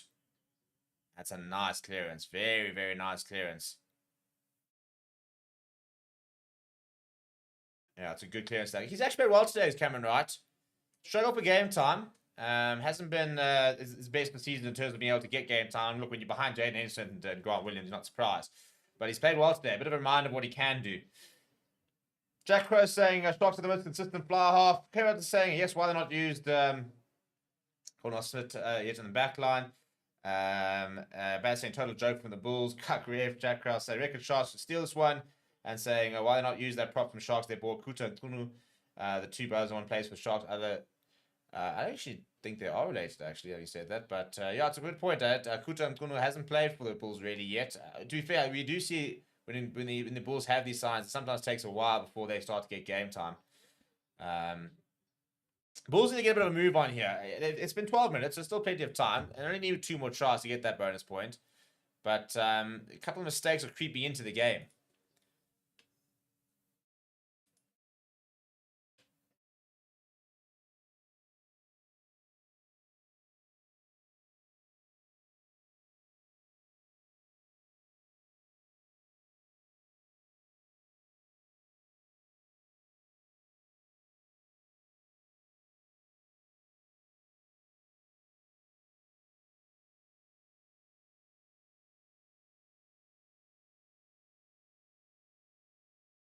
By the way, if you missed it, the 2024-25 URC fixtures are already out, and some nice fixtures actually. The South African team's not doing those extended legs, so I think 2 matches in a row overseas about as most they come. So more traveling in between, but less extended trips, which I think will help the South African sides. Yeah, very keen to see how we go next season in terms of South Africa. We're definitely building momentum. The question is, can we kick on? And we'll only be able to answer that next season. Nico reckons the Bulls are still going to win 100%. Well, they are leading. So they are currently winning. But they want the bonus point. They want to guarantee at least that second place and a potential home semi-final. Although, again, they were saying this in the studio, dangerous to be talking, semi-finals before you've even gotten through the quarterfinals. So, man, that is a very good point, I think. Can't count chickens before they hatch. And at the moment, the chickens are barely laid. We don't even know who they're playing in the quarterfinals.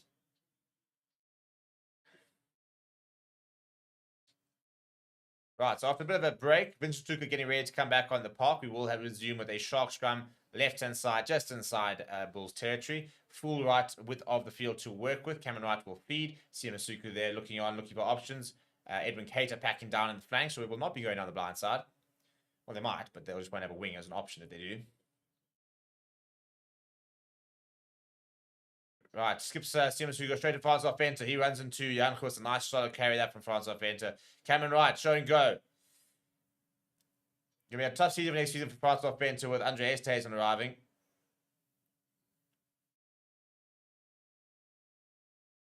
Now, corner roll. Good carry from him.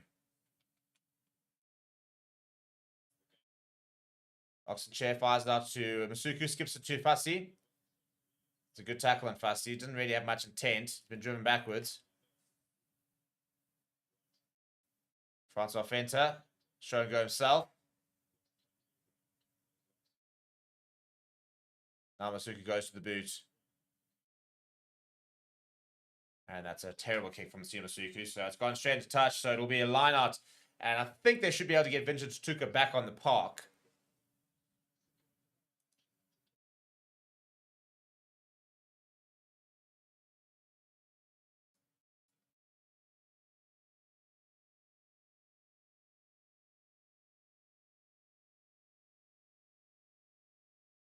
And that looks like it is Instuka Udu's coming on, as well as Crazy Mona, as well as Grant Krobler coming off. So a couple of changes now for the Sharks.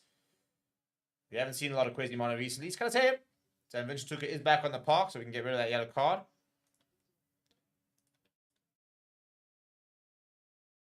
And no points conceded during that time. So it's good defense there from the Sharks. Bulls not been quite at their best so far this half. Akafana Merva on as well. So Bulls looking for some impact from their bench. Pick up and go here from Harold Forster. That's a bit better, a bit more intent. Papia with very few options. And he goes to Sapir Matanzima.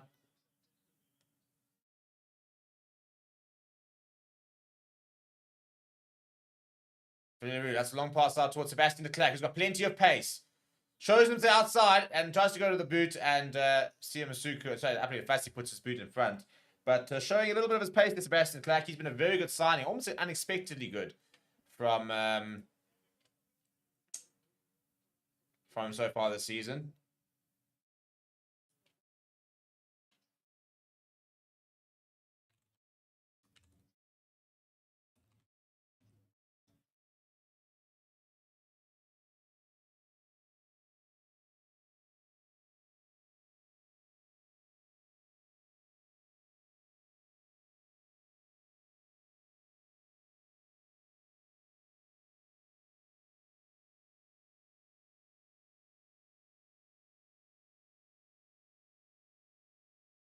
I think we're looking at a potential power play here.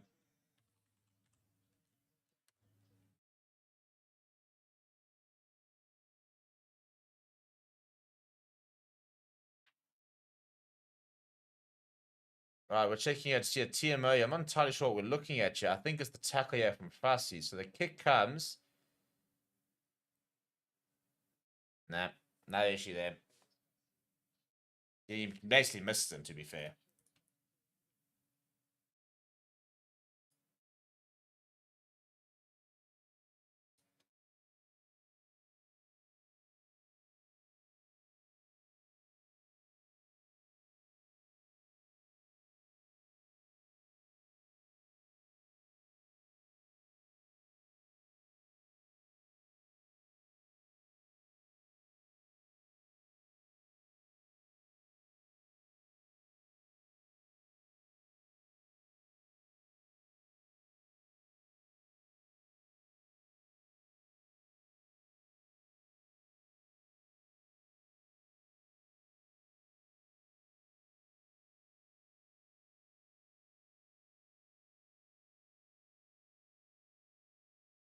We're going to have nothing there, really. I think there was nothing there, to be fair. I think if Apple Fassi got the timing more right, then he might have been able to... he might have been in trouble, but it is going to be a penalty, but nothing more.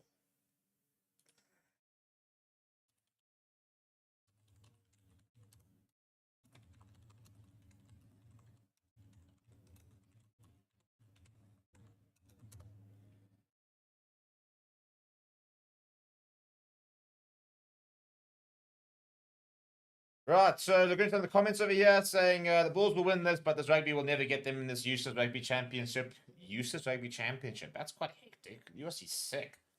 Like, it's been such a cool league. I can find a move sitting down. Cameron Wright, who then just holds on for dear life.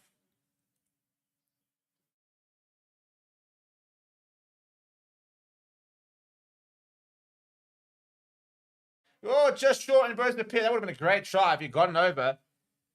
Looking for, and they're short, or they're over. They are over. They are over.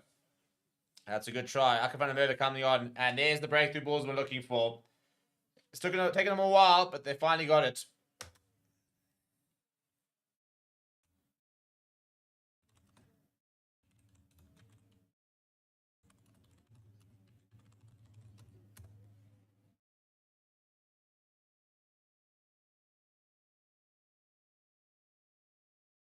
And then go here. So Jack Crow reckons Leicester have been too good overall in the URC. Well, they've yet to win the damn thing. So until they do that, they're always going to have that. They're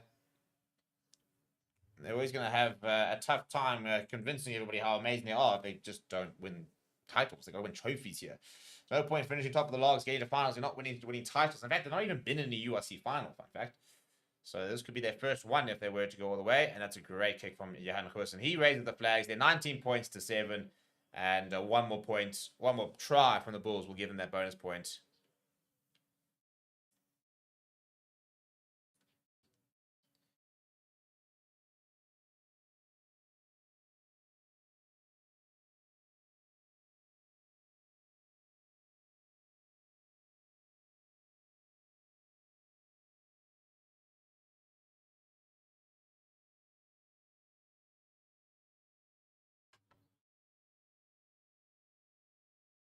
Right, the burst appear goes to Akafanamova. Bowling from deep here, the Bulls, but plenty of time left on the clock.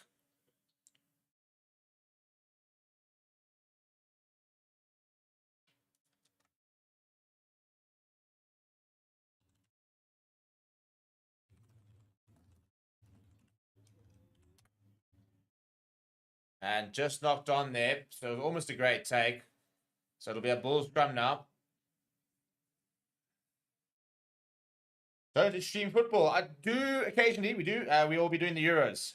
So keep an eye out on what's cooking there. But we will be looking to do the Euros, which is going to be a lot of fun. So if you are a footy fan, we've got a channel at Forever Football where you can go and follow all our coverage there. And I'll be doing a lot of the watch-along and stuff like that. It's going to be a lot of fun. And then that's going to be building into the Premier League. There's Diego Apollos, schoolboy protege.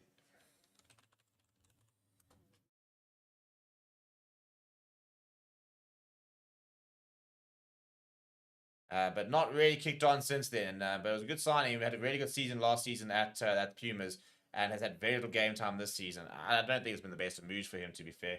Now Ethan Hook has come through and he's got ahead of him.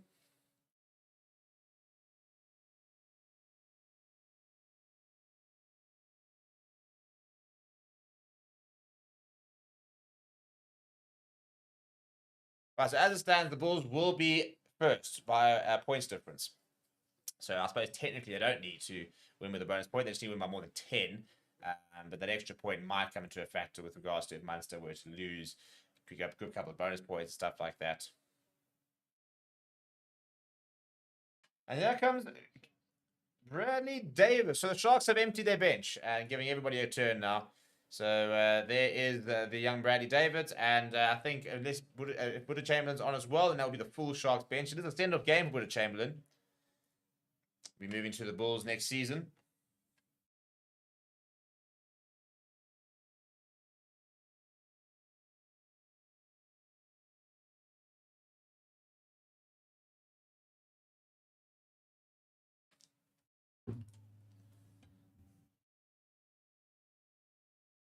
Breaks up the back. There goes the Cameron Harnicorn.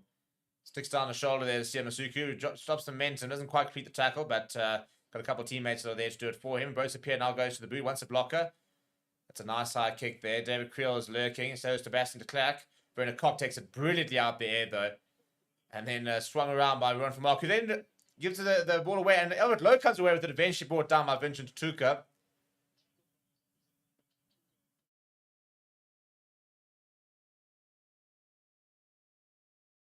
And knock on from the Bulls. It'll be a shark scrum. Almost Trouble City.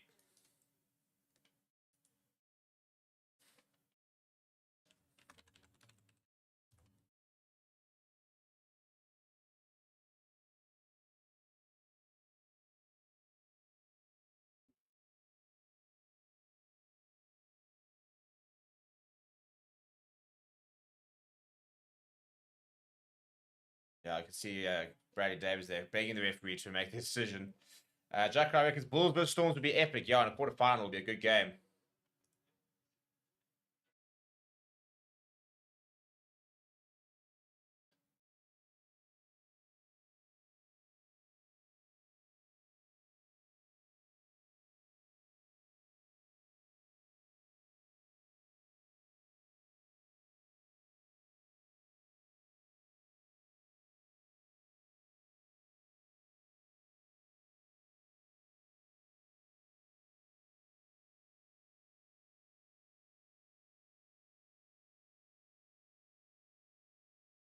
Yeah, so we have a reset here at the scrum.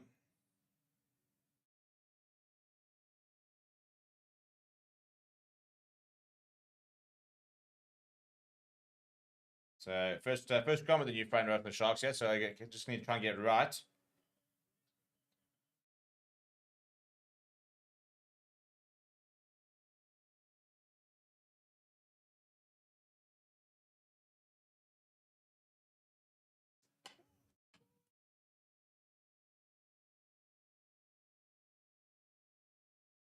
Right, so feeds his Davis looking for options, fires out to Francois Fento, who's got options, goes to the Suku, off those to Werner Koch. Werner Koch.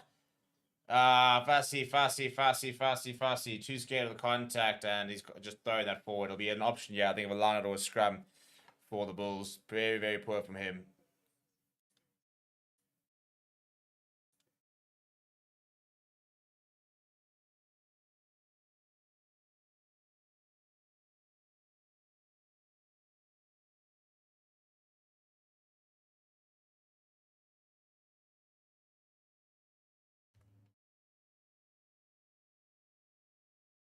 Right, so in terms of how the URC currently looks, so the Stormers will definitely finish fifth, which means the only way the Bulls will play the Stormers is if they won't basically play the Stormers, maybe in the semifinals. At the moment, as it stands, if the Bulls were to lose this game, then they'd play the Stormers if they were to finish fourth, because fourth versus fifth. But at this stage, they would move into first, and they'd probably play the Lions, actually, which would be an interesting game, actually. I think if I'm a Lions fan, I'd almost rather take on the Bulls than have to go over to Glasgow Warriors to a certain degree. I think we can take the Bulls, actually. I'm not sure we're taking Glasgow Warriors at in Glasgow. So another scrum. It'll take a while to get the resets going. 18 minutes left on the clock.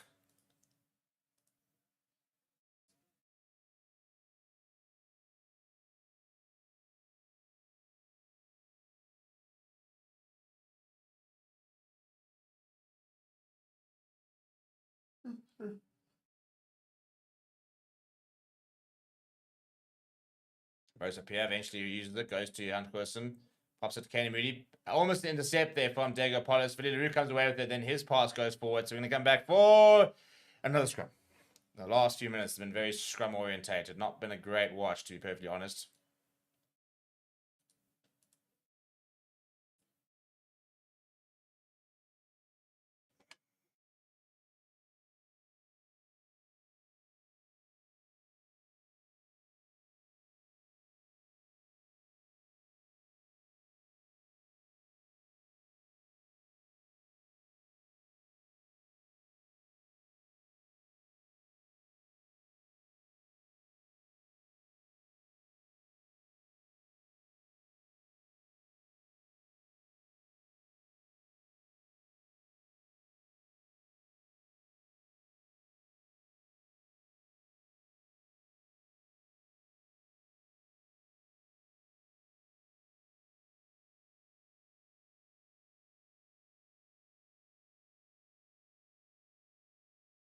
So many resets, so much scrum, so little momentum and so far in the second half. It's been a bit of a painful watch, to be honest. Just haven't felt like we've been able to get going here.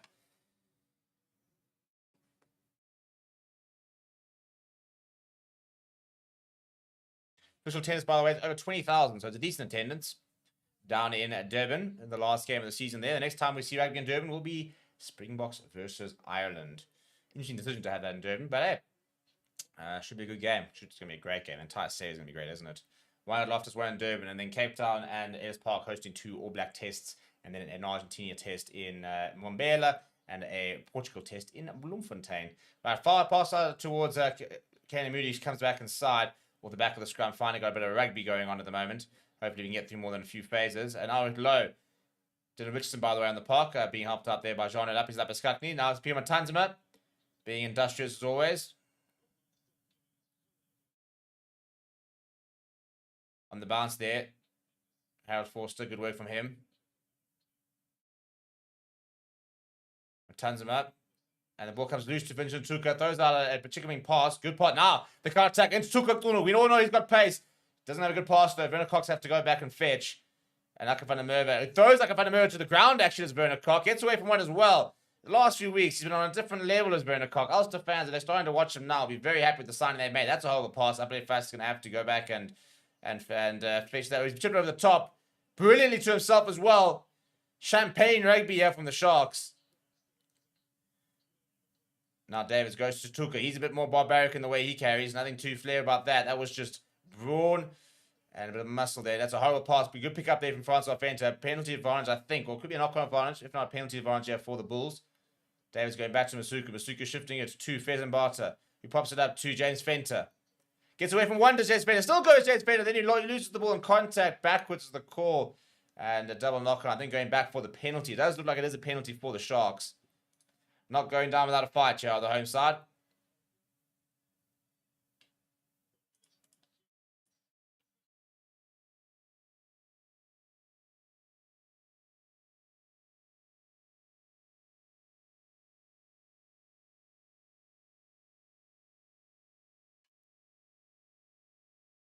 Happening at Varsity, just getting himself out of trouble with some very, very nice little touches there.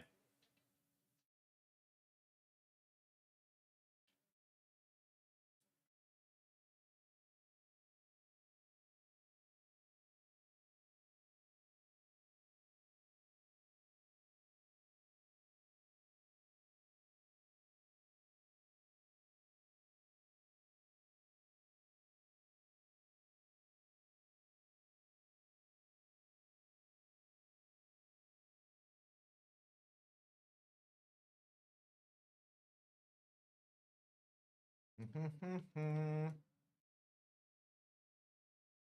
15 minutes. Can the Bulls find that all-important bonus point try?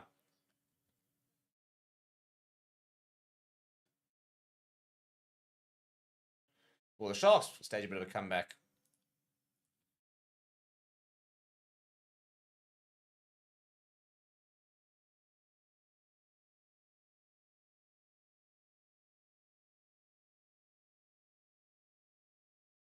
That was Skakni. That's a good line up there. Good, well defended though. Penalty advantage, actually, we say that for the Sharks. Davis fires to Francois Fenter. Caught on the ball here. Now Davis looking for options. Pops up to Dylan Richardson. Dylan Richardson. Solid work from him. Now Davis, quick ball, yeah. Two pace put lazy. Fires it flat to Vincent Tuku. He's lined up and knocked backwards. Good defense so far, yeah, from the Bulls. Now Laviskakni. Down the right-hand side. Masuku going to Fasti. Fasti looking to go back on the angle. Just short of the 22 here. Not too much momentum being built here by the Sharks. Now, Kwesi Mono goes more direct, as most tight heads do. Masuku. Polis. Oh, big dummy, but he bounces off Caden Moody. He's still going with Diego Polis. Try to throw the big dummy. Didn't really work. Now Masuku goes to Fenter. Good hands. And even Caden's got a bit of space. Caden comes inside. Tail comes from David Creel. Quick ball from Davis. Flat. To Chatuka. Penalty advantage here for the Sharks. Free roll of the dice. And Richardson almost through. Richardson does turn and is over.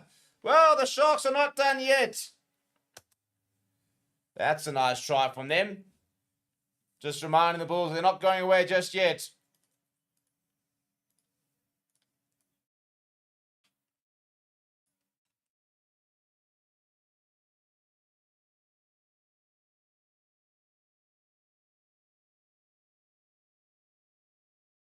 Yeah. Don't count chickens too before they hatch, as I said, because the Sharks are well back in this game.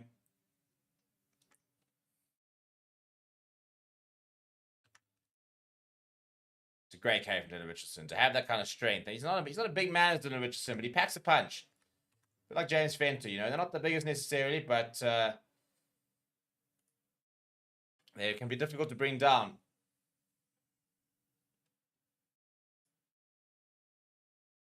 All right, Sia Masuku to close the lead. It is currently a 7-point lead. This to make it a 5-point lead.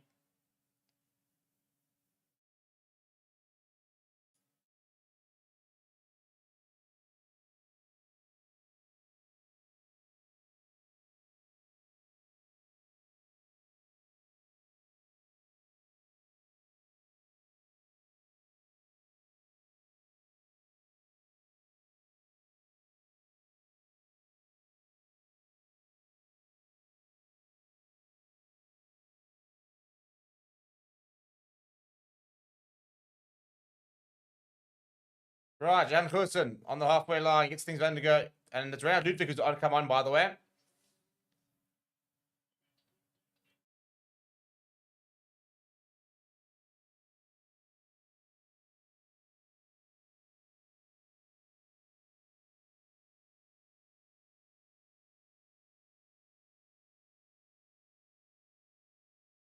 Now Davis goes to the boot, lifting it high for Bennecock to chase.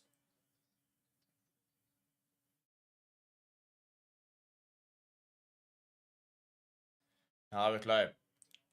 Goosen, and it's knocked on by Akafana Merva. Turnover ball here for Francois Fenter. Francois Fenter got a bit of space.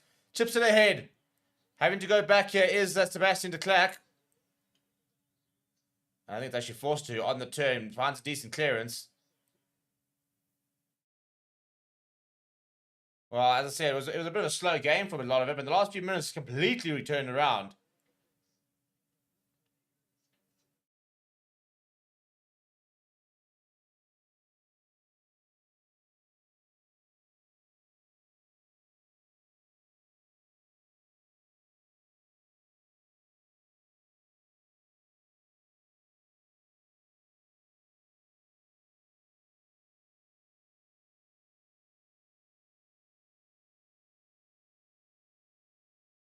Well, it's a bit of a messy lineup, but it's worked out in the end. They eventually forced him to see Masuku. Dylan Richardson in the midfield. So okay from him.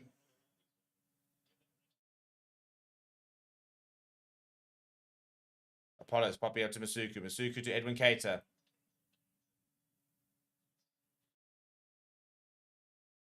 Tuka.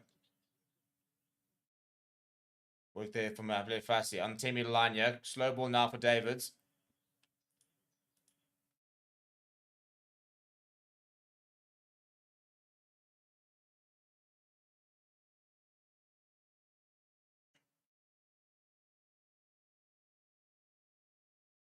It's good to Lazy now in the midfield. It's good defensive from the Bulls. They're driving them back.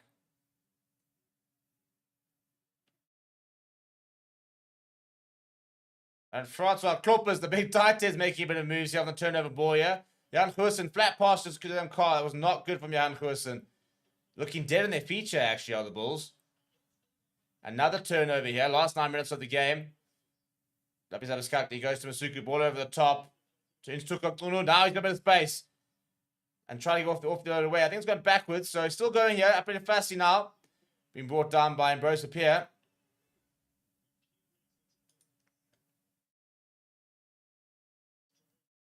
Facebook lazy, solid carry. Davis, what's a nice little pass there to Sia Masuku. Masuku on the left-hand side goes to Francois Fenter. Good work there. Fassi now up against the touchline. Steps back inside. Brought down by Kanan Moody. Fassi thought it was a high tackle. Now Richardson goes direct. Davis back down the left-hand side. Fenter, good hands there. Fassi popping up two. Vezenbata spins inside. Does well right up against the touchline. Davis now fires it to Pesky Lazy. Almost finds a gap. Almost gets through the gap. Inside ball to Dylan Richardson. Sharks. So I tell you what. Could the comeback be on here? Masuku showing goes himself. Runs into a brick wall in the form of Nizam Carr and Reinhard Ludwig. Now down the right-hand side. James Fenter tries to sell a dummy. Good tackle there from Harold Forster. Sharks 50 meters out. Now Labuskakny. Masuku going to Fenter. Fenter's had a couple of nice touches. Masuku pops it to Tutuka. Tutuka now. Bit of energy there. Available for Deus. No penalty for the Bulls. An important penalty, that as well.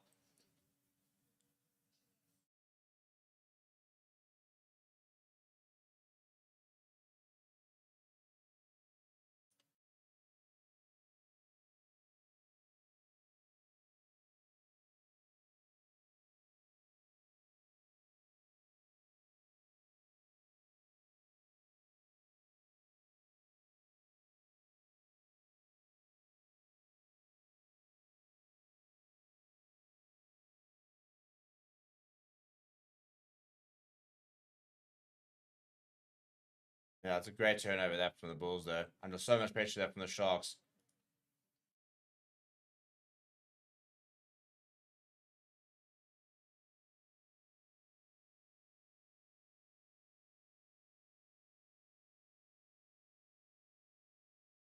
Right, so it looks like Chris Smith's being ready. I think he's about the only player who hasn't come on yet for the Bulls. As I said, right now it would be Bulls in second place. If Munster were to win, Bulls would go down to third place, and they would face Ulster as things stand. If they do, however, score another try, get more than 10 points, they can go back up to first, which would then be second if Munster were to win tonight. So they've got to find some points here to the Bulls. Got to win at least 10, if not get a bonus point. To be fair, score a try. You don't actually have to worry about the 10 points because you'll have the bonus point.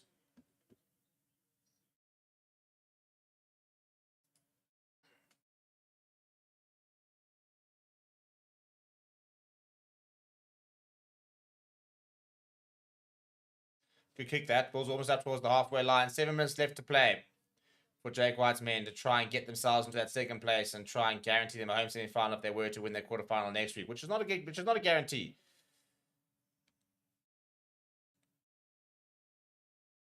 Right, we'll not care. Well taken there.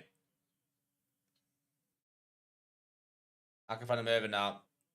Trolling things at the back. Penalty advantage for the Bulls, so he does use it. Goes to Papier. Papier almost sees a bit of a gap. Trying to put the hammer down. Ball available there for Ulrich Lowe. Goes to Francois Klopper. Runs it to his opposite number, Quasimono. Papier. It's a good take there from Ulrich Lowe. Ulrich Lowe in space. Look at the pace from Ulrich Lowe. Good tackle there from Edwin Cater, but the Bulls are up to the 22. Quick ball from Papier does come from this Islam car. Bit of traffic for him to try and get through. Now Renard Ludwig. Looking for options there in Pro Papier, and we have to go back down the right-hand side towards Francois Klopper. No penalty, all the way back to halfway line. So no advantage there. It's judged by Morne Ferreira.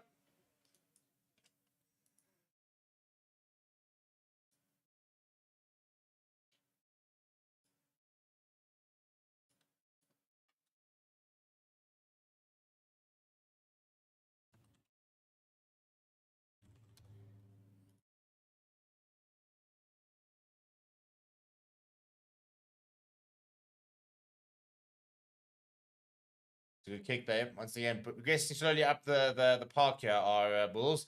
And a couple of the other players of the Sharks bench up there just applauding him, trying to get them through.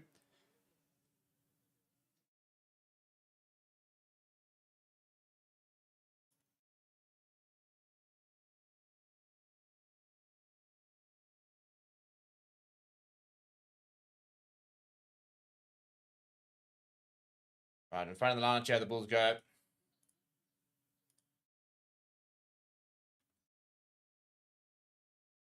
Look, decent early more, yeah, but I think Akinfenim's going to have to use it. No, still going, still going. In fact, nobody in front of them. Still going here. Still going at the Bulls. They might have to go. This might be the most ridiculous try I've ever seen. Akinfenimova still going. If they can try, they do use it. Brosa Pierre almost, yeah, cheap. He's been hammered by Intukunu. And he's hurt chairs in Brosa Pierre. It is a penalty, and he's down. Intukunu lined him up and said, listen, this is what happens when you try and take a gap and a prop closes you down. He's hammered him. And he stayed down and he's hurt chairs in Brosa Pierre. Big tackle. Yeah, I mean, in terms of people I wouldn't like to be tackled at, but I think Intukunu will be quite far up the list.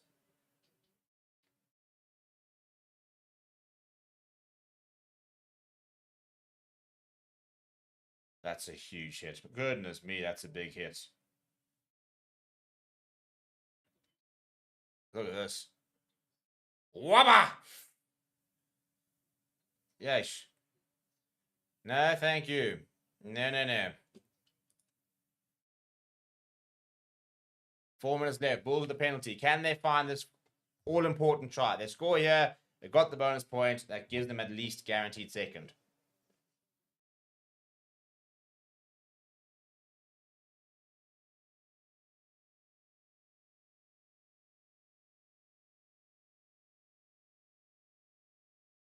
Looking for the running more. Yeah, this time not as well set. No, having did that. Now there's the run, and Aka van der Merwe goes, and that's it. Look what it means to the Bulls. That's second place guaranteed. It was looking a bit sketchy. But they finally get over in the 77th minute. It's Aka van der Merwe who's had a really good impact since coming on. And it's just rolling more, which initially looked well defended, but then a couple of Sharks players went down. The Bulls just then walked it over there, and Aka van der Merwe snuck around the corner.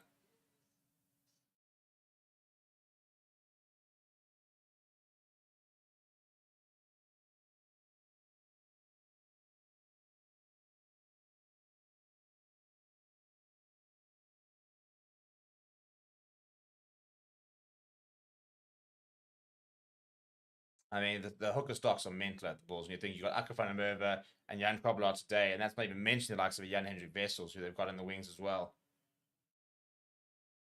Chris Smith now, first kick of the match. It's irrelevant, really. First of all, that's pretty much the game from a result point of view. 10 points the lead, still a kick to come. Just it'll be less than 2 minutes to play when they kick off.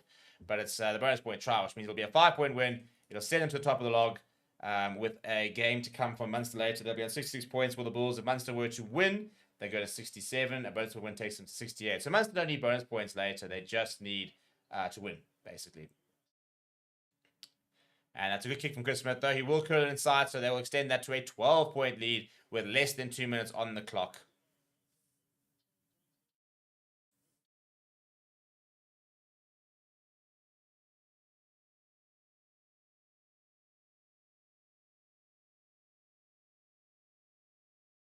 And they try going short there to the Sharks, but not going 10 from Sia Masuku. So it'll be a scrum on the halfway for the Bulls with basically, 90 seconds, less than 90 seconds on the clock. Had the option there, and yeah, Nizam Khan says, thanks, we'll take the scrum. Well, this is all just a formality, really.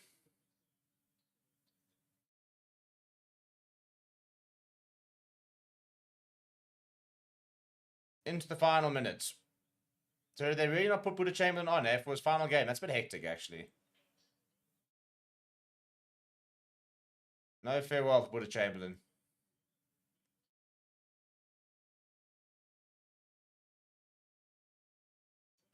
Right, so we're going to see all the Bulls fans watching the Ulster game. That's the Munster. We see all the Lions fans watching Cardiff versus the Ospreys.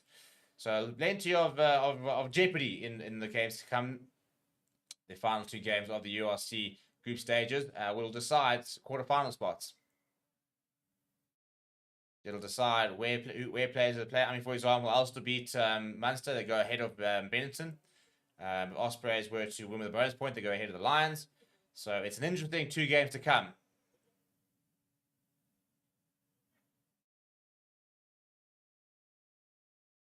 Right, player of the match goes to Ulrich Lowe. Relentless work rate from him today. Very impressive stuff.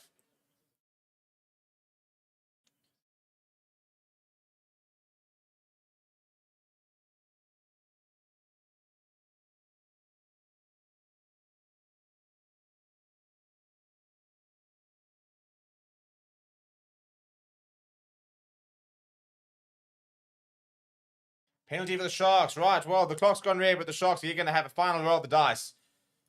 I reckon they'll put a kick to the corner here, and Masuku takes it quickly. And he will find touch just shy of the 22. So the Bulls have done enough. They've done the job. But Sharks not content.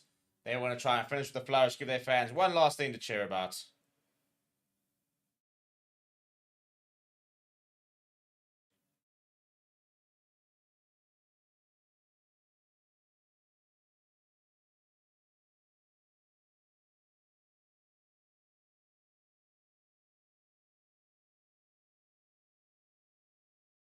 and the Bulls come loose, and Kicking Giannis will kick that out. Big win that for the Bulls. They will guarantee second place, which means they will have a home semi-final if they can get through next weekend. The Sharks, that's the end of their season. They will not go to the URC playoffs. They will have Champions Cup rugby next season, though. So a disappointing end to what has not been a write-off season. They have managed to salvage it slightly, but not the season to remember for the Sharks in the URC. People, thank you very much for joining me. We will see you guys all next weekend. Please don't forget to come and join us. Please do smash the like on the video. Please do subscribe.